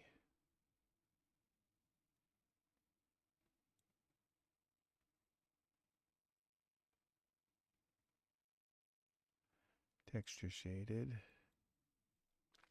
Gosh, I love the way this fog looks here. Z.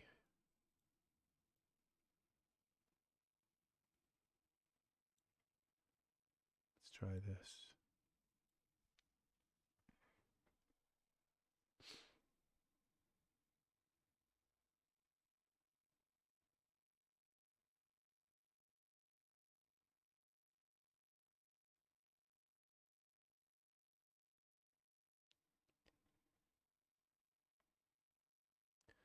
That kind of works. Now, I have another problem here. Texture shaded.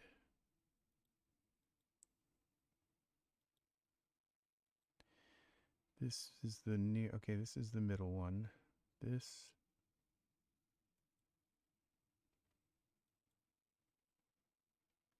The far one. Why?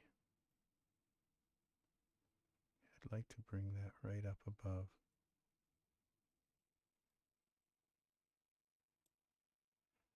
Let's see what that looks like.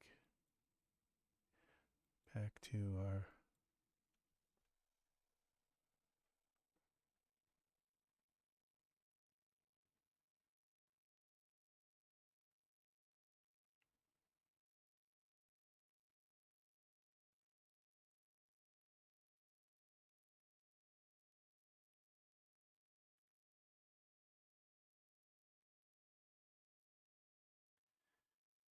Okay, that kind of works. It gives them a little bit of clarity and now this front fog, I think I could do something with. Okay, the front fog I think should be illuminated, texture shaded. It doesn't look like it's an actual light.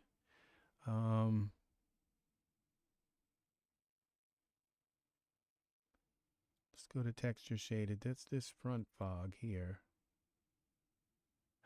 And let's go to surfaces, fog, and luminance. Let's get it up to 220. Let's see what that does to this. Texture, okay, let's go here. 220. I want it to be lit up, not be maybe even light the boat a little bit. Okay, that's a little too much. And it's not deep enough of a red. Emission color.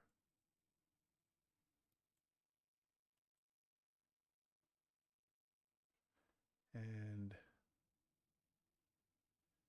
okay, and the cutout opacity.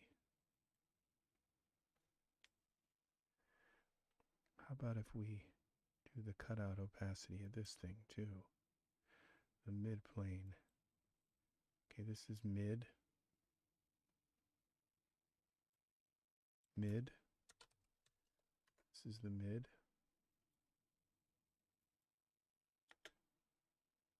Okay, this is the far. Far. And this is the near. Near. So we can, okay, this is the far. Okay, now the mid. Let's take this mid one and bring the opacity, the cutout opacity down. Yeah, so it almost disappears. That is nice. Now let's bring this near one. Bring its opacity down a little bit more. But let's bring its luminance up.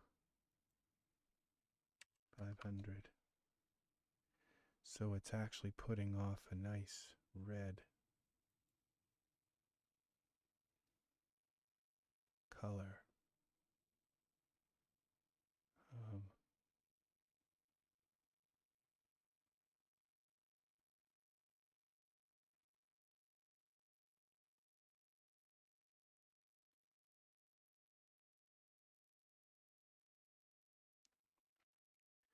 Let's move it in a little bit. Texture shaded. Z.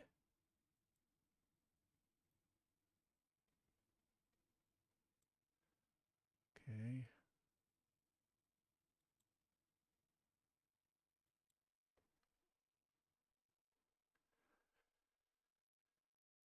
Okay.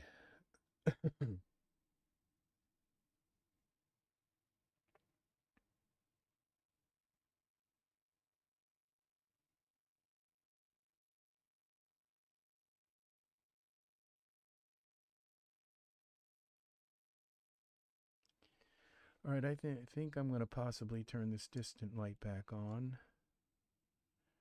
because my birds in the tree are not really showing up very well. I think if I put a light on the tree instead, okay, let's try turning this off. I think a radial light, just some kind of middle light here.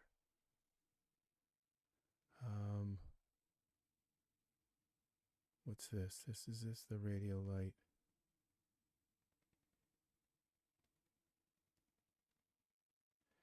Point light, yeah. Default setting. Oh, it died. I think I saved it. Close. Daz went kaput. Oh!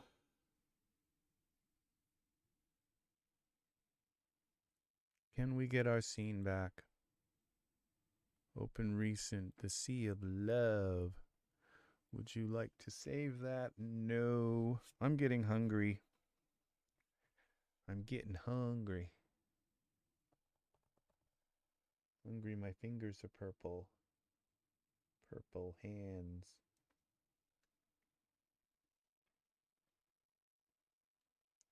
Especially this one. Now it's yellow. Okay. I'm sorry I missed you, Angus, when you were heading out.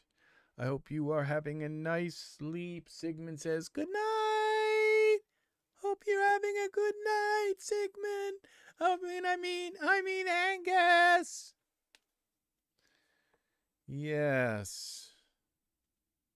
So let's see. Let's load our scene back in. It didn't like that we put a radial light in there. Did not like that.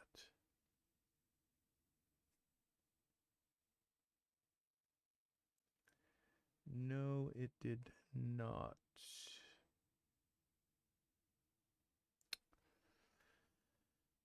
So I think having that middle fog back a little bit and allowing a little bit of the definition of the water to show in there in between, and then like lowering the opacity so it kind of blends in a little better. I think that was a better call, because it just gives one more layer of detail for your eye to kind of drift to and in the picture. All the different layers that you can add to the picture, uh, they create a flow for your eye rather than, a bumpy landscape that goes back. It's more of a gradual flow as your eye kind of goes in, discovers the depth of the image. Here we go. I think I saved it.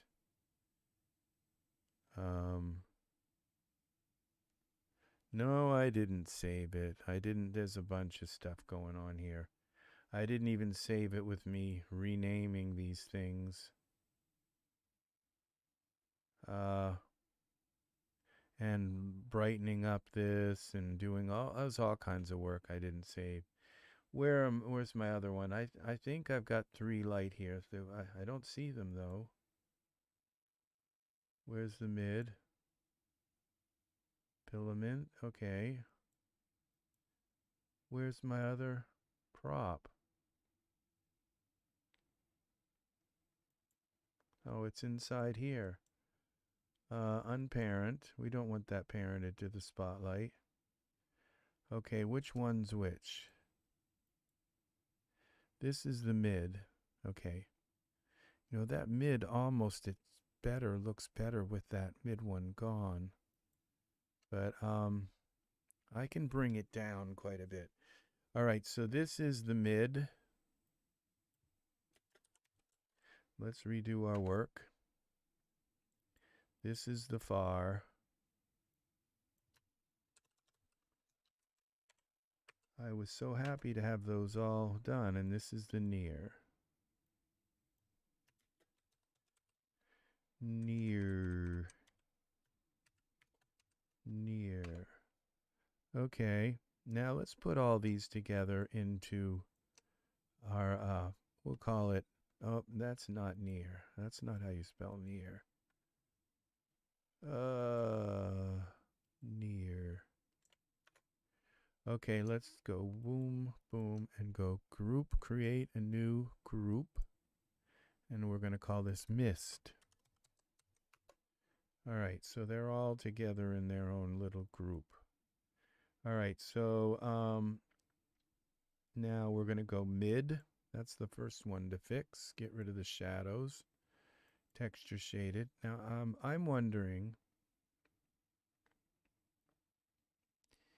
if I were to take this and lower the opacity of this mid one, cut out opacity, if it might, my shadow might go away.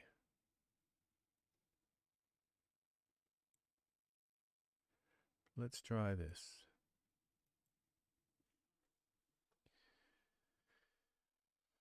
If there's less of it there, there's less of it to reflect off of. I just want the illusion of it being there.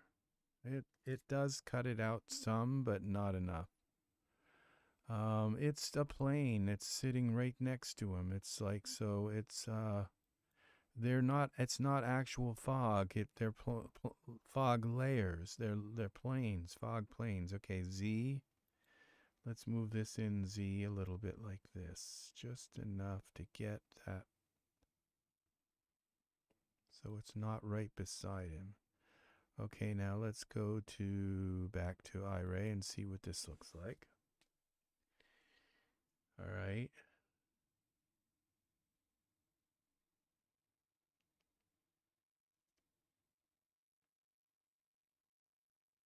That's okay. Now let's save this. All right, now there was something that I did. I raised this up, texture shaded. So it, why translate so that it's sitting on the water rather than chopped off by the water. Okay, let's see what this looks like. And I think I did that in the back too.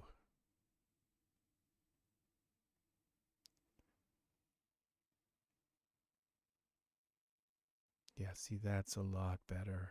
Gives it a, it's not chopped right off by the water. You don't have a line there. That is very nice. And I don't see one bit of a shadow coming on that now. All right, it gives a little bit of a layer there. But then the water around, okay, now we got to mess with this fog layer. This is the near layer. Okay, we're going to do a bunch of things with this. Now let's do the far layer first. The far, that's what I've got here. Texture shaded.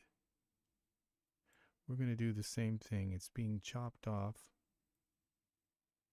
Why are these together? Okay, this one has two of them turned on. Oh, it's got all three of them turned on.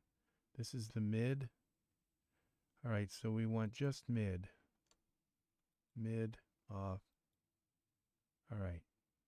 Now for the far layer. That's correct. Okay, I didn't have them set right. Okay, and this is near. Okay, so far, Y translate. We're going to bring that right up above the water like that. Okay, and now let's see what it looks like.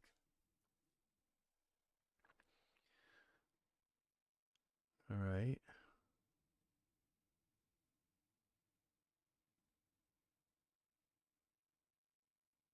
That's nice.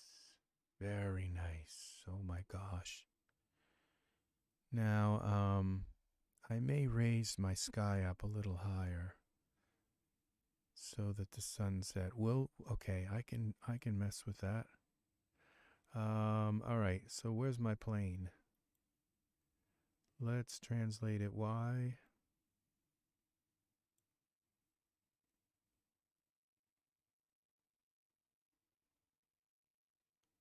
Texture shaded. Y. And X. Let's see what that did.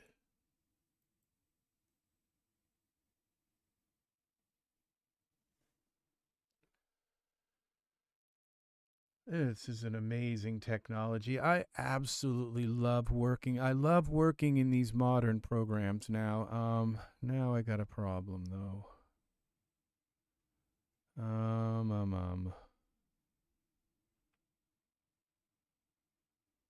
Texture shaded. Okay, we're gonna scale it Y. Oh, that's the wrong scale. Exit, edit, undo. It would be Z or Z. Now we can go Y translate.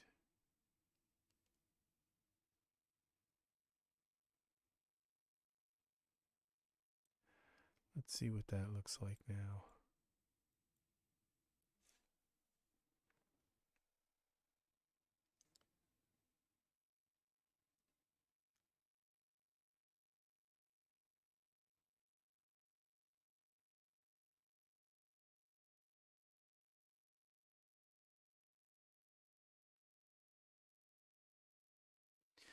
All right, so we've got the blending here. All of this is coming all perfectly down until we get to this fog. And so this is our near fog.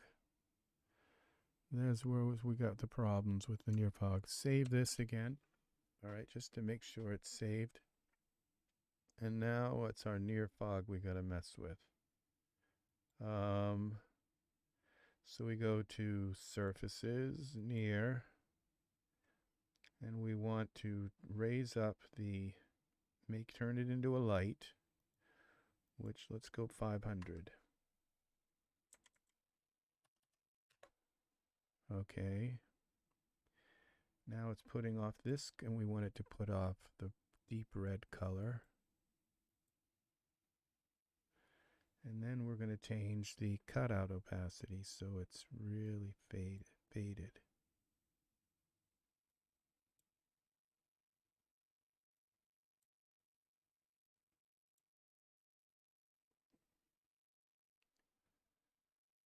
All right. Save it.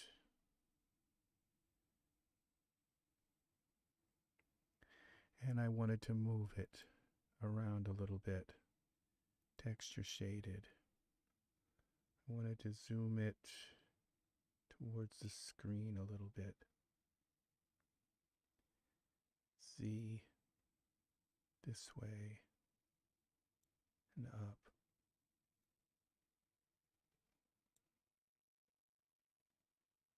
See what that does here for this.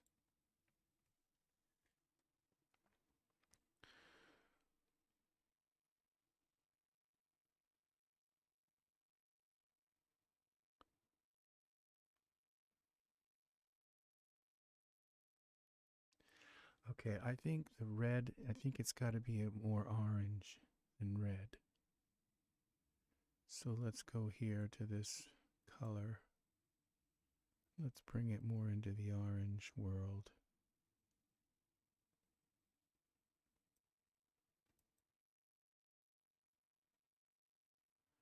A little more red.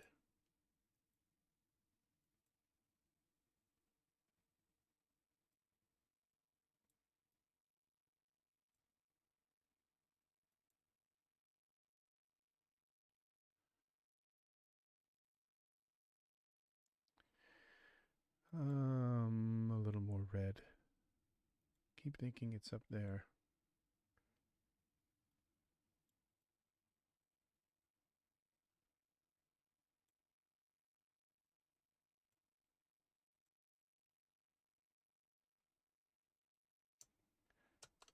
There we go.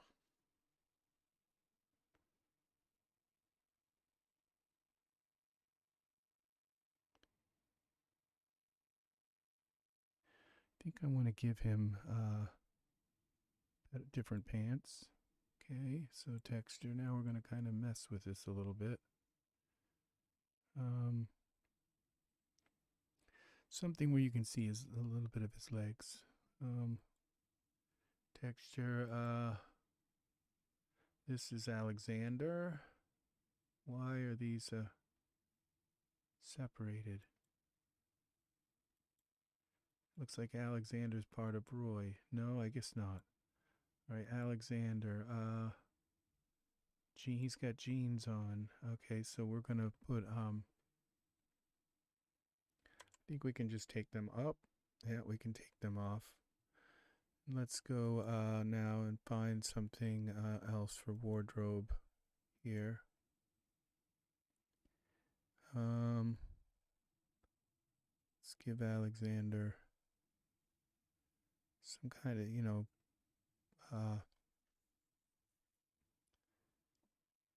some pants.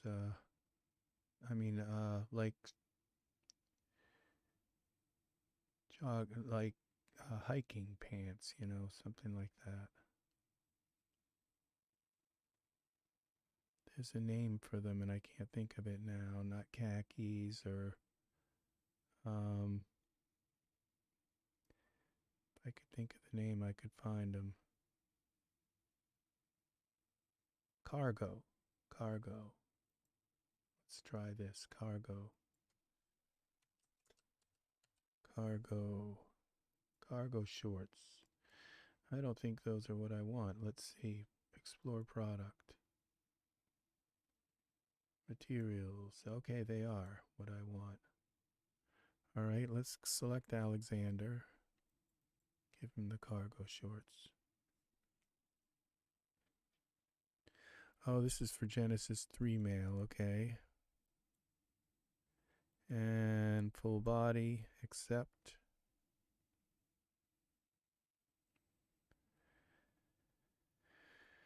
And let's see if we've got, maybe we got something a little darker, but I think it looks a little better than the black jeans did. It just looks a little more utilitarian.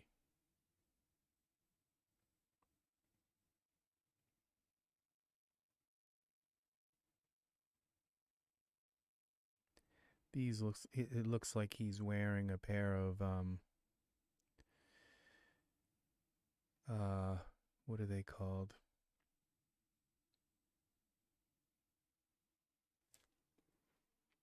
Um oh, underwear, whatever, you know, the jock, not jock, can't think of it now.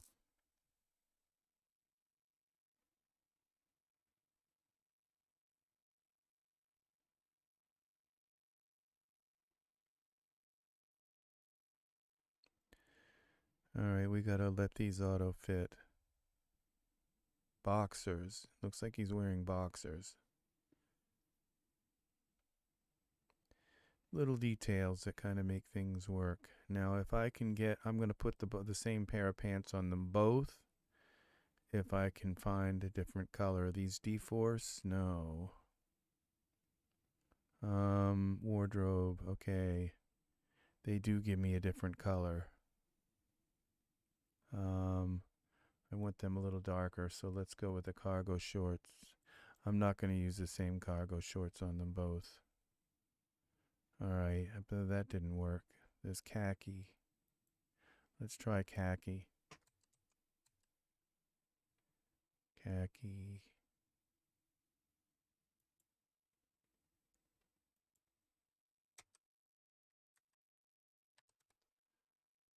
All right, that's not working. These need to be a different color.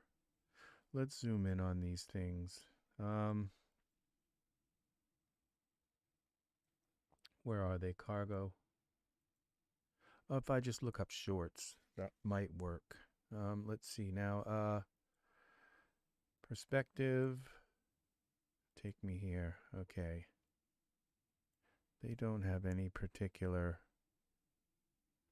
nothing that special about the texture. So there's a couple of possibilities here on the texture. I might be able to just go to this base color and darken them a little bit. Purple, brown. Yeah, that worked, but it's not quite the color brown I want. It's a little too red.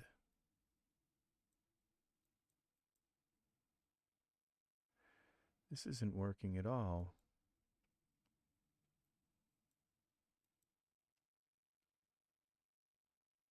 Sort of now, it's working.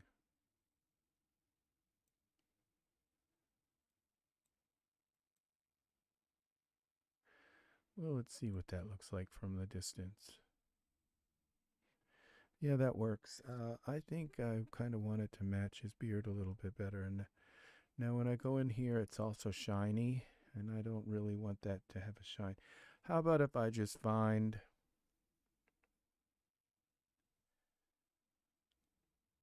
a different color? Let's see what happens. Let's try a shader. Brown. A brown shader. Plain.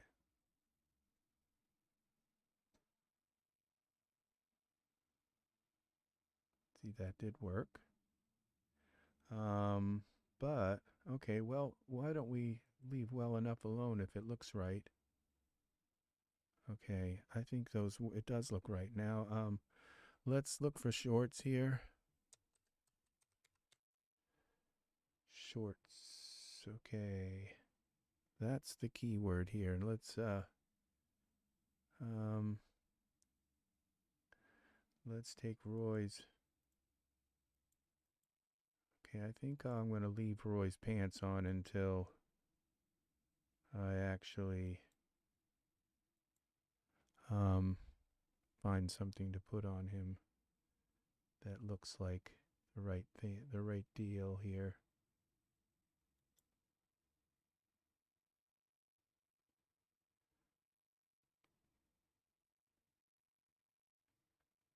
Okay, we're going to go with these. Okay, those were made for Genesis 8. Oh, it put them in the wrong place. Tune shorts.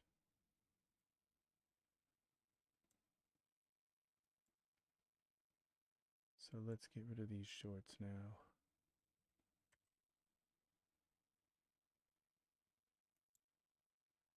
See if this works. No, they didn't. Okay, we still end up with them. All right, because they're paired to the wrong person here. Well, I tried. All right, now let's go find a light brown for his shorts. Editor, tune shorts. Let's take a look at these in the perspective view. See if they're working in the right way. At least they don't look like he's wearing. It doesn't look like he's wearing boxers. Okay, so these aren't a bad color right here. They're not too far off from what I want.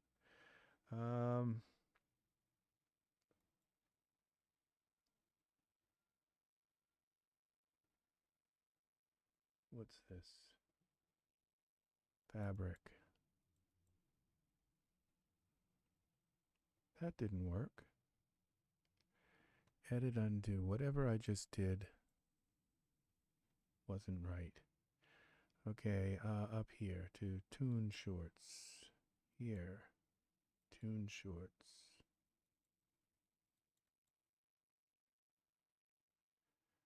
Okay, that seems like they're going to both end up at the same color. Yeah, and I don't want their shorts to be the same color. Let's just go down through here some of these pattern color. I want it to be lighter.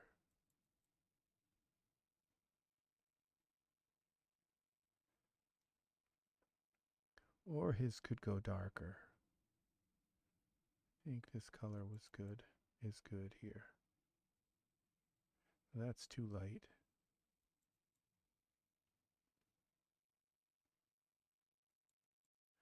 Boy, this gives me a lot of brown colors. All right, let's go with that. Okay, and then we'll go with his cargo shorts. We're going to go with a darker, with a black or dark brown. Something to match his hair a little better. Did I select it? Yeah.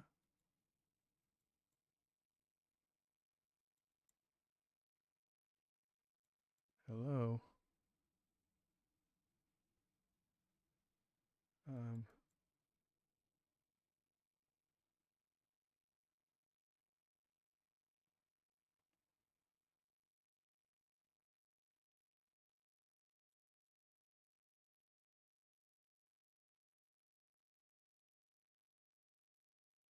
okay, I think a little darker. We can't be afraid of black. Okay. I'll be using it. All right, so I think we've got a scene here. Now, I'm wondering if I should light this tree. I'm going to try lighting it a little bit with a red light, spotlight pointing up a bit. So let's create a spotlight. Settings. Let's take a look through our new spotlight here. Let's go to, okay, we just selected something else. Okay, now let's go to texture shaded mode. Let's come up and let's zoom in on the tree. Where's the tree? Rock and tree. Tree.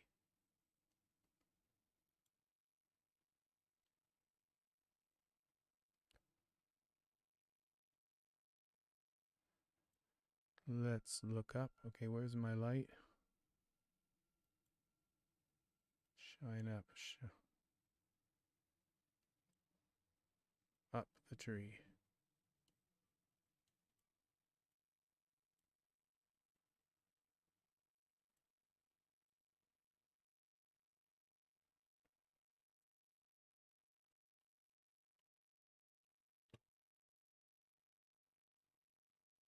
Why is this so bad?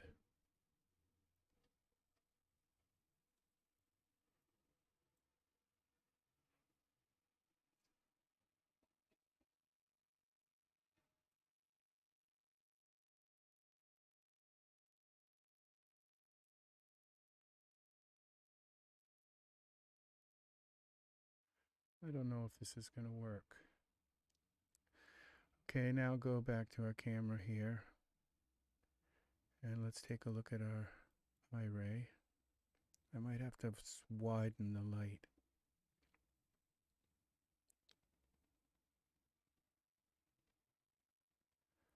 Okay, now let's give the light some juice.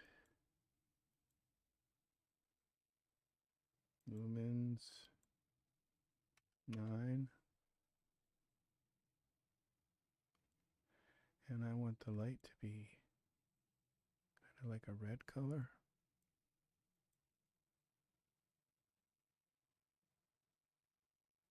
That's not working. All right, let's go back to our light. Spotlight 3. Spotlight 2, I guess. All right, I guess I selected the wrong one. Okay. Texture shaded. Up. Move me up. Up. And like this.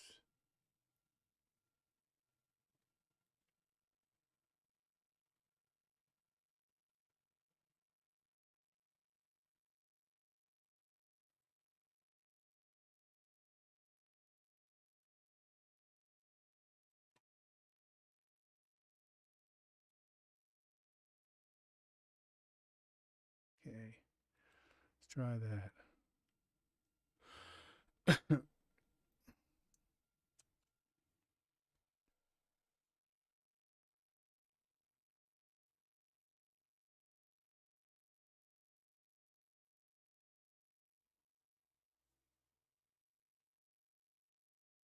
All right, I think it's nice, but I think it could be a little brighter red.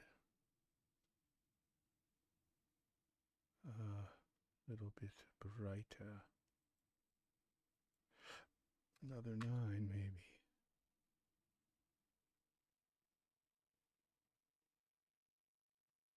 About another 9.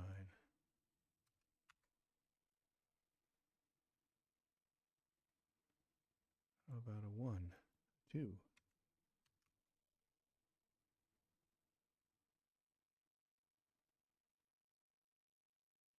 No, a 1.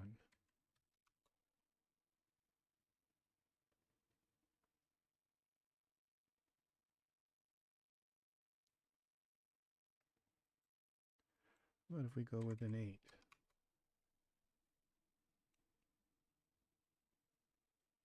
Or just, yeah, I want it to be a little more silhouetted, so we'll go with a 5.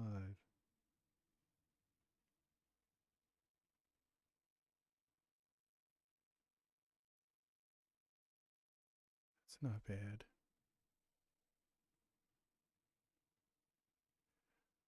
Okay, I think I've lost something with my sky. Notice how red this is and the other sky is not, is my plane. Let's scale it down Y. Scale it in. X.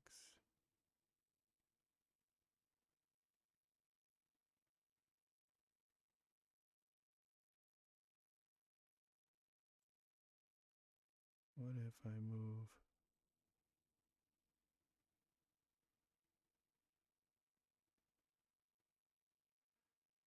All right, I'm going to scale this a little bit more this way. That's got to be behind there.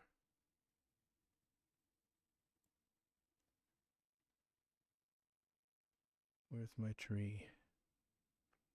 Rock and tree. Let's just cheat a little bit and move the tree over a little.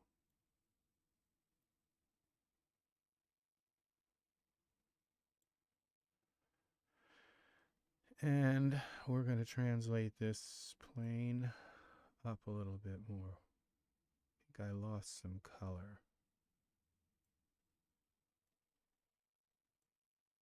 X.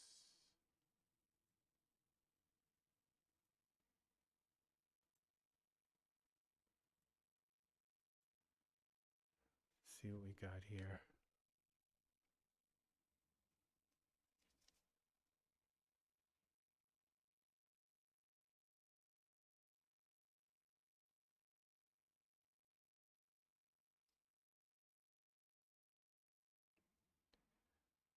Not sure what I've done wrong with the sky, but I don't like it.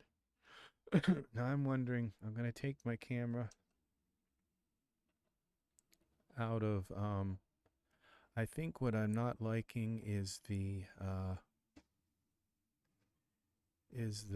field of where it doesn't have enough definition because it's being blurred by the camera. And I do want these guys to pop out, but I don't want, I'm seeing all kinds of problems with this now.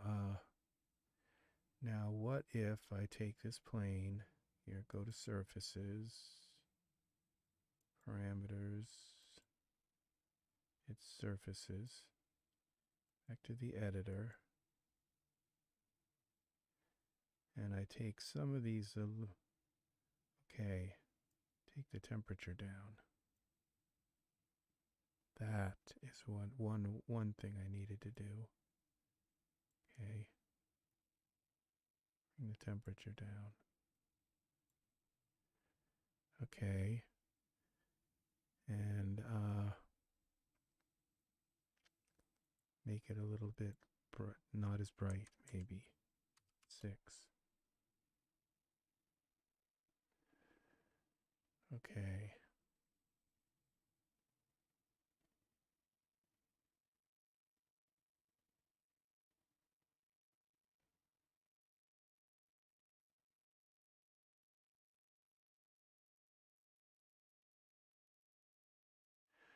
Okay, we're going to take this plane and we're going to move it over a little more this way.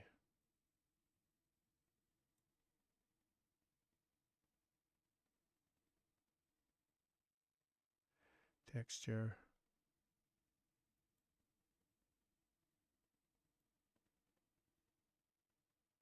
What's that? Oh, that's a rotate. We don't want to do that. We want to go translate. Because I need this.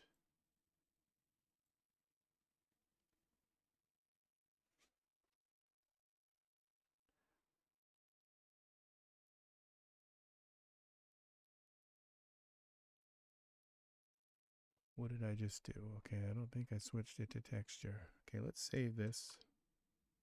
I think I did, but let's just make sure. I've done a lot of edits.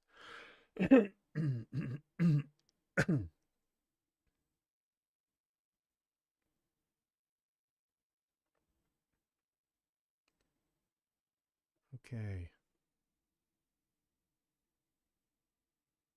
I think I'm going to move my tree back over a little. Oh, I don't know. I think I'm going to move my tree back over a little bit.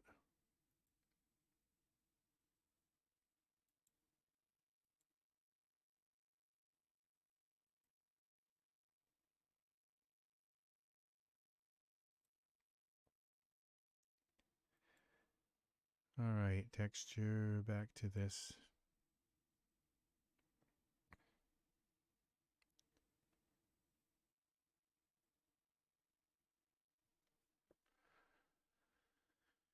You can't always get symmetry perfect.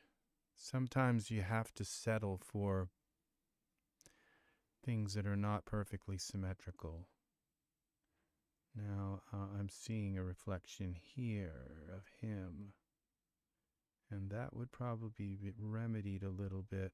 I'm wondering, now I have to zoom in on this character. Perspective view.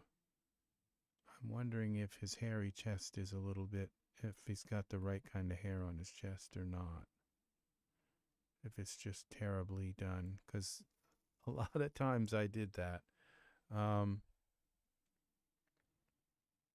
He's not one of my best characters I've made, because he was made to be far away in the scene, so he's not, and his skin texture is terrible. All right. He's not that bad. I did give him some.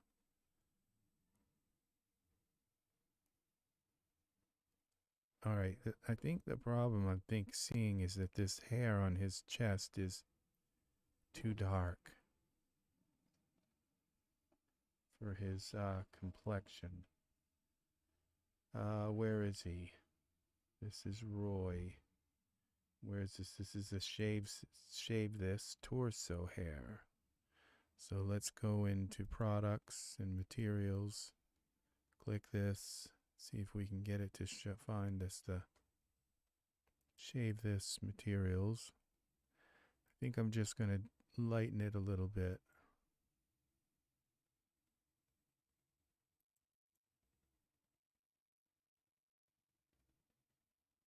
That's a little too light. That's the blonde default.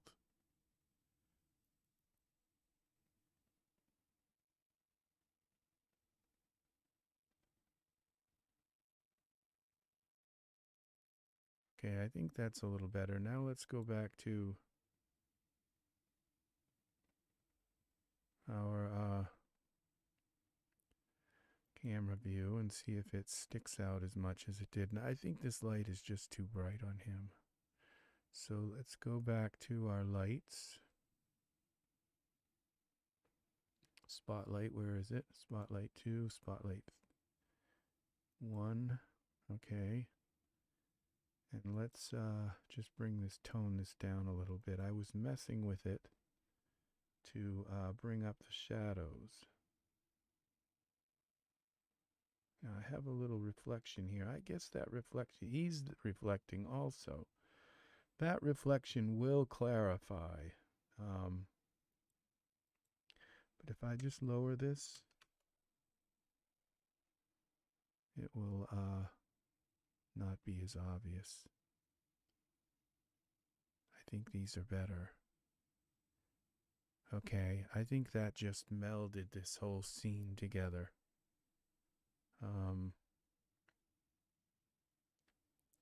This near fog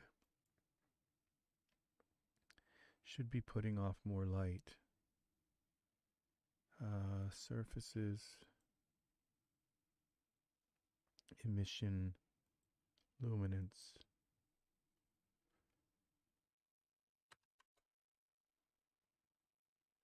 Oh, that's a lot. Let's just go more with like 800.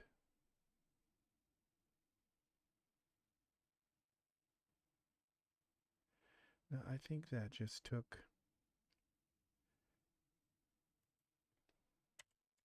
Let's go 400. 40. That's putting off a lot of light in my scene. Let's go with 100. No. See, because what I'm not liking is that 300 is that it's taking and creating too white of a kind of, it's not a directed light, it's like an everywhere light, an ambience, too much ambience. All right. Now I think I'd like this a little redder now.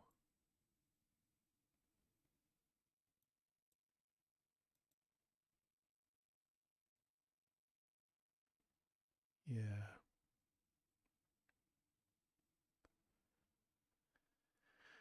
And this light could be just a tiny bit higher.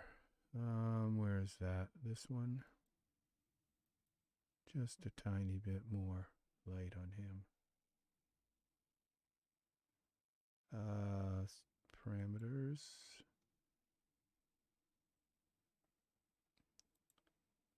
How would we do that? We just put a 0 here and make that into a 2.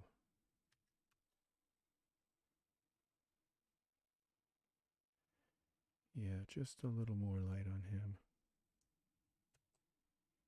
Say, okay. And I think this is it. I think this does the scene for me.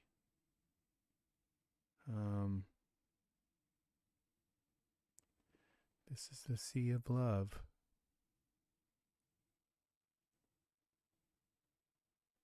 Okay.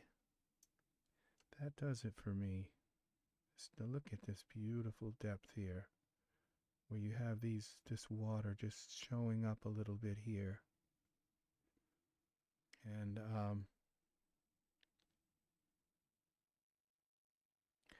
kind of wish the water wasn't so cold looking, but I'm not going to touch it. I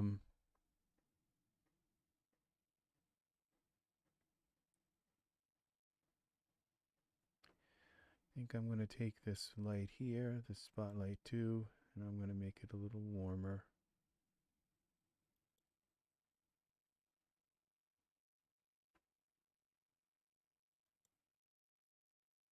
Oh, that's too warm. Spotlight, that's too warm.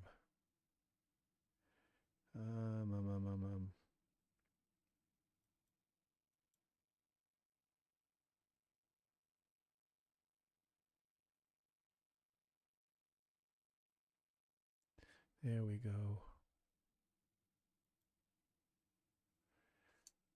I think this is going to take a while to render the lighting. It's because the lighting is so low, and when you have low lighting like this, it gets lost in the darkness, and the computer really has to work hard to render it. So this is really nice.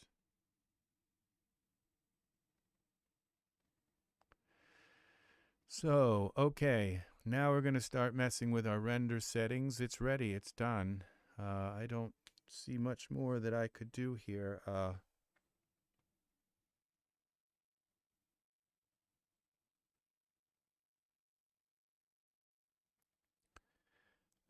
Let's see now. Let's go to our tone mapping. And what happens when we go white? Darker around the edges. That's darker.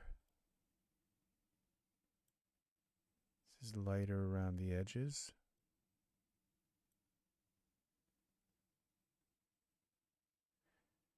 And I don't think I like either of them, so I'm going to go back to 0. I just like this the way it is. Maybe a little bit of lightness around the edges.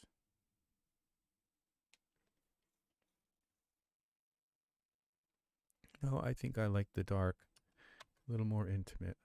Okay, now the other thing. Okay, now I have the render settings set. These were all okay. No, I had to restart the computer, so the program. So we're going to go back to this and turn that off. Now we're going to go back to our full size. Save that. Now we're going to take our samples and go them up to maximum. I don't know why it does that. Sometimes it lets me slide it all the way up, and sometimes it doesn't. It just makes me go at increments. Now this one's got to go up to 7. 7. Okay, maximum samples. I guess just make sure we got a bunch here. All right, we're going to check, make sure that this optimization spectral rendering is off. What happens when we turn this on?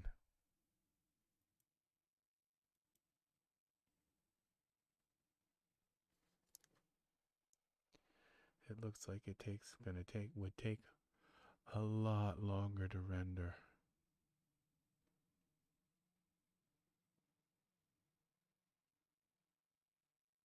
What is it gaining from doing this? I think is, what is the scene gaining from doing this? I think it has to do with the tones, the skin tones, and now notice the skin tones there, especially his arm. And it looks like it makes him look a little bit more, it looks like it does something good to his skin tones. It looks like it brings them into a more natural skin tone world. I think I'm going to leave this on for this scene. I like the warmer look of his skin. Now, I'm wondering what happens when I turn the hair off on his chest. That hair is really bothering me for some reason. It doesn't look right on his chest. Roy, let's just try turning it off.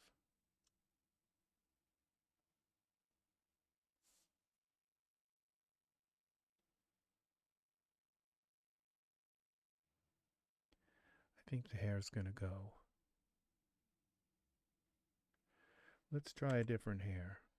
Okay, I definitely don't like the hair. Let's see what's going on here with his chest perspective.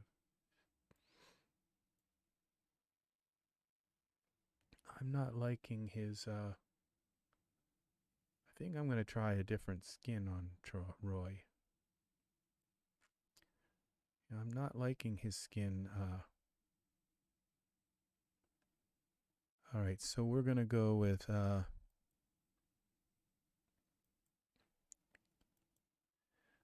go here to our materials. And we're going to go to figures. Let's find another guy's skin for him. What about Asher? Materials.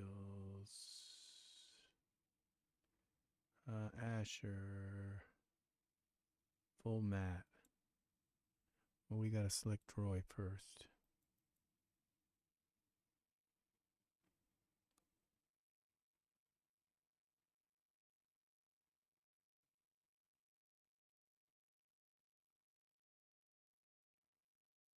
God, that changed him a lot because it changed his eye color.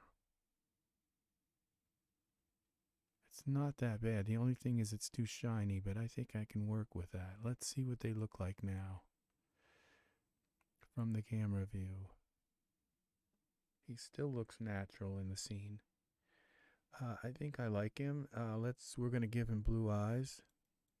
No, I just messed that up again. All right. Roy, go back to the blue eyes.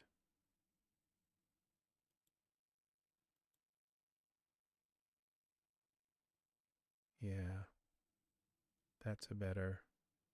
Okay, we're going to switch, take some of the shine off his skin. Okay, which is here in utilities.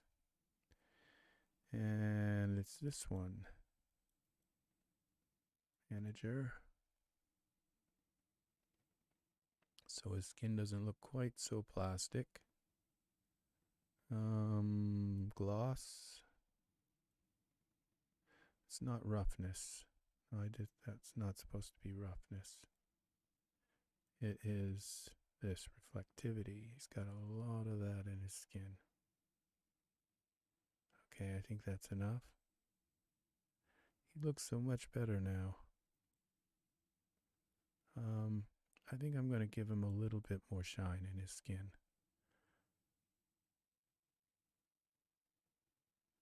Okay, and I think we're going to go back to some kind of chest hair. Just so he's got enough shine. Yeah, all right. And they look like they're too velvety if they don't have enough shine. You want a little bit of shine. Now, let's gonna go to hair, body, and let's find some hair for him. Body hair, chest hair. I think we're gonna go with Dragomir.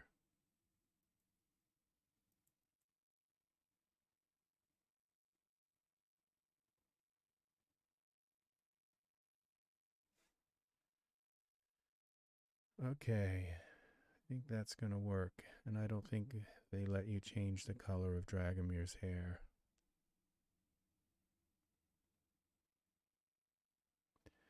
Let's see, chest hair. But I can change it with another program, surfaces.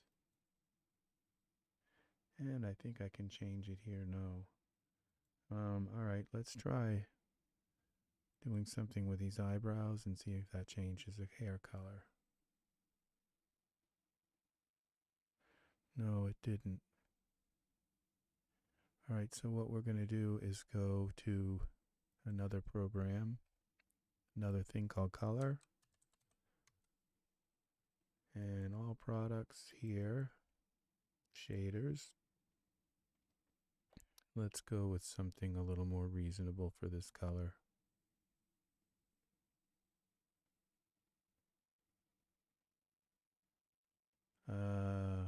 Something up in, these are not striking my fancy at all.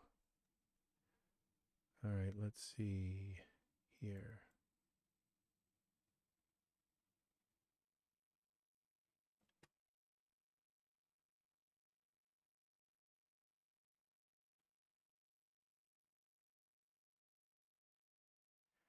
Well, it kind of works.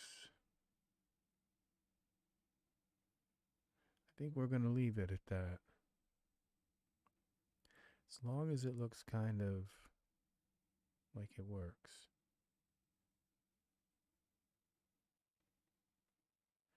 And I think I'm going to change his eye color. I think we're going to go with figures.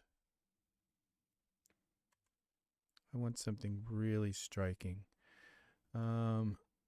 Figures.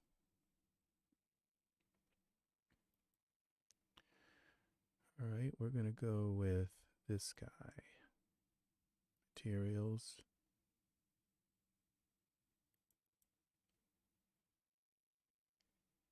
Oh, would help.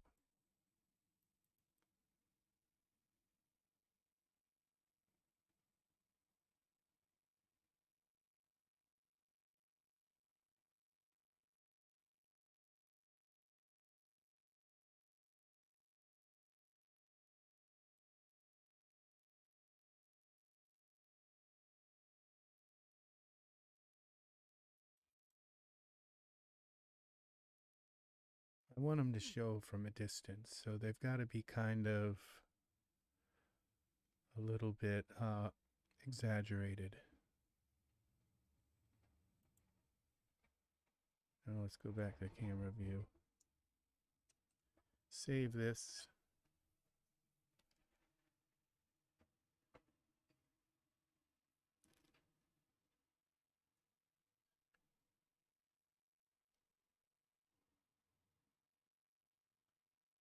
All right, I think That's going to do it.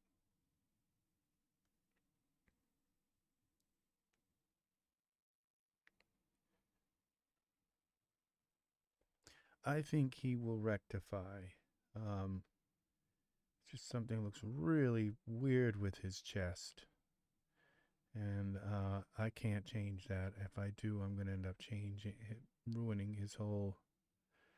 Now, the only thing I want to look is make sure I don't have any poke through on their clothing.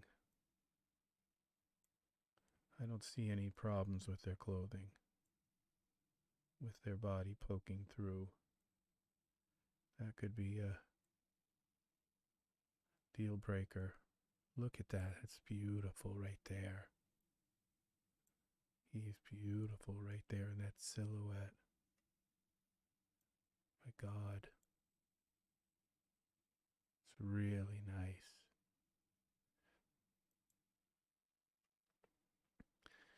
All right, let's go back to our camera view. Save this. And I think I'm ready to render. I really think I'm ready to render.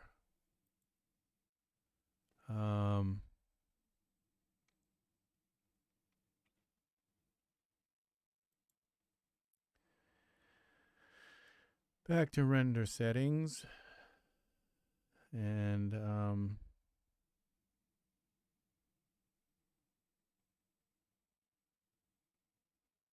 yeah, I think these guys have rode their way into my heart. Let's see, still frame. This is all ready.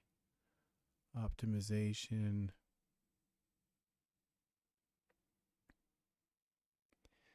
All right, I think we're going to leave it right here. It's going to be how it's going to be done. So I'm going to hit, we're going to make sure we have it saved again. And this is going to do it for this. I will zoom in and let a few of these frames render. But this is going to do it for this tutorial. So I hope you have enjoyed watching this creative, artistic creation, I guess. And so we have this massively, you can see this is completely pixelated. I think this is going to take at least 4 or 5 hours to 4 hours to render. So we're on iteration number 2, 3, okay, 2, 3, 4, 5, 6, 7, 8, 9, 10, 11. Okay, so it's about 10 seconds per calc.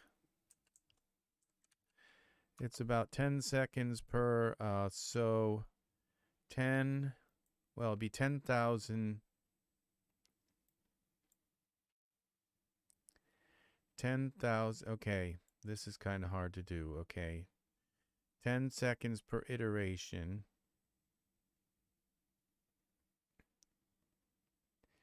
So, now my brain just went totally. All right, 10,000. Okay, we're talking seconds. All right, so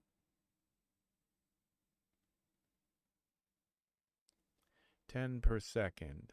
And we need 1,000. So we need 10,000.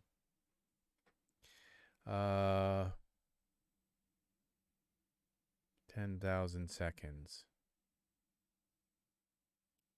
How many hours is 10,000 seconds?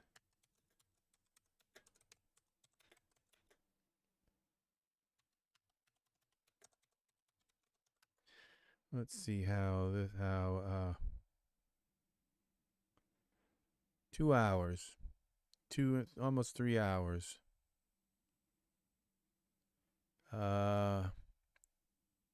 So it's going to take about 3 hours to get to 1,000 iterations. Well, these are going fast. 11. Okay, let's see. Wait till it goes to 12.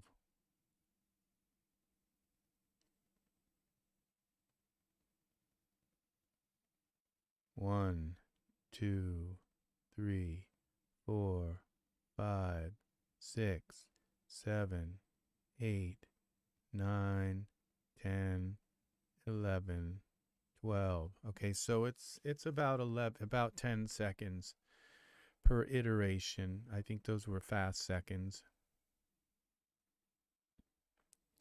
So yeah, about 10 seconds per iteration. So it's going to take about 3 hours to get to 10,000. Let's see what we've got so far. All of this was probably good. It's our tree.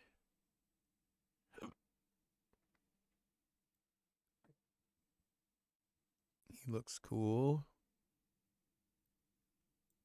His hair, this looks like it's gonna work, okay. And then we got this guy here. He looks good. Look at the shadows. So that looks good. His hands all look good on the, this looks good. You have to watch things that I don't notice. It's like this beard. And I'm not good with shadows of noticing. It's like because somebody's going to look in and say, why is his arm coming right out of the air? Because they're not going to notice that this shadow, that it doesn't really cut his arm off, but it makes his arm look like it's coming out of just thin air. And what happened to the rest of his arm, people are going to say. And it's like they don't realize that that is the shadow of his beard. And so you have to take that into consideration because people see you've worked for hours on it. You know that's his arm, but people see optical illusions in your artwork, okay, because of shadows, and that's why you have to. Now he's got this one shadow here, but it doesn't seem to be consequential about anything in particular.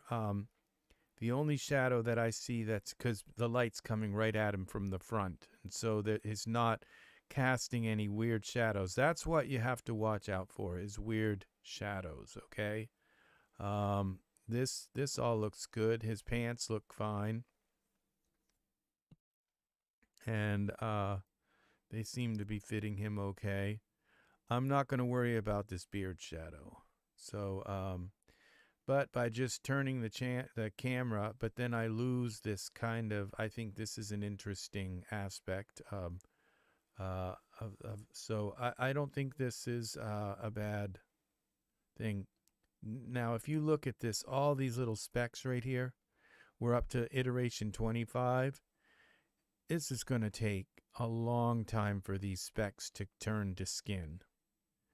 It's going to take like at least 1,000. I probably won't stop this render until maybe over 1,000, 1,200, 300. But then his skin will look completely natural. It's the worst. They're the worst part of this whole scene. Is these guys? They seem to be getting the worst brunt because they're in a very subdued light and a very kind of now his skin will render sooner because he's more direct and all. And this is Roy, but I think he's a mix of Dragomir also, because I believe that's Dragomir's jawline. So I don't think he's a pure Roy. I could have looked, but and he is Alexander. Alexander's a great character, but he's not a pure Alexander either, because Alexander has a kind of, his forehead slants back, and I've somehow fixed it. I think I just put more. I dialed him down towards the Genesis 8 guy. So yeah, this is it. These are the worst parts of the scene, just to watch and see This is beautiful. I love this sparkle on the plastic here. It almost looks like a star field. I love those Lucky Charms kind of colors. They're like pastels. No, they're not pastel. What are those colors? Oh, when they're not primary colors, they're so I don't know. I can't think of it now. Too tired. So very good. Thank you for watching, and we're going to let these guys render until they become human. I'm wondering if I could have given him a goatee or something, or I don't think so. I think he looks good, kind of on the cleaner look, the clean cut look. Gives them a nice contrast. So, all right. And this is going to render so beautifully. This is going to be just really, look at the detail that's going to come out of this. This picture is going to require probably at least 3 hours, 3 or 4 hours. Look how pixelated this is. This is going to take a long time for the computer to rectify this. It's got a long road ahead of it to rectify these things. The gulls seem to be the only thing that's sort of rendering fast. And if you notice, this background image is it's so sharp. I mean, it looks blurry, but normally when this zoomed in, you end up with a really blurred kind of image. And that's the advantage of not a blur, but pixelated. And what I don't see any banding of the colors. This will take a while to render. This is part of the tree. It's something coming in from this. I think it's reflecting somehow back onto this. I'm not sure. So, yeah, this is an amazing thing. Okay, this is all got to rectify. It's a ton for the computer. These are going to be really hard to do. So the only thing that seems to be almost rendered are the birds. And there's a little bit of speckle in here, and a little bit of there. So, but the birds seem to have come out of this whole thing. There's some speckle there too. It is just a ton of work for the computer to do. We're only at 50 iterations, and we've got to go to at least 1,000 before this is just completely there's no detail in this at all. So it's completely washed out. So, and this is our tree on the rock. That came out good. The rock looks okay. So yeah, this is going to be really beautiful. Look at the incredible detail in this water. This is going to be it's going to be just absolute eye candy. That reflection is beautiful. We got a little bit of the sun and a little bit of the tree. The sun coming through the center of the tree. This is really going to be beautiful. So, all right, very good. I don't know. My channel is just so dead. I don't believe that I worked so hard at this and for hours. I've been at this for 3 hours, okay? And I don't think there are many people that work as hard on YouTube. Well, I have seen some really long discussions, blogs where people have talk for like 4 hours and all, and that's It's hard work, yeah, but they get favored with like thousands of people watching, and my channels are just ignored by the people at YouTube who run the show. They don't share them with people. I might as well just I don't know. It's just at this point, I have one channel that does well, and the rest of these channels, I guess I'm not allowed to have other channels that are popular. So they just don't get any love at all.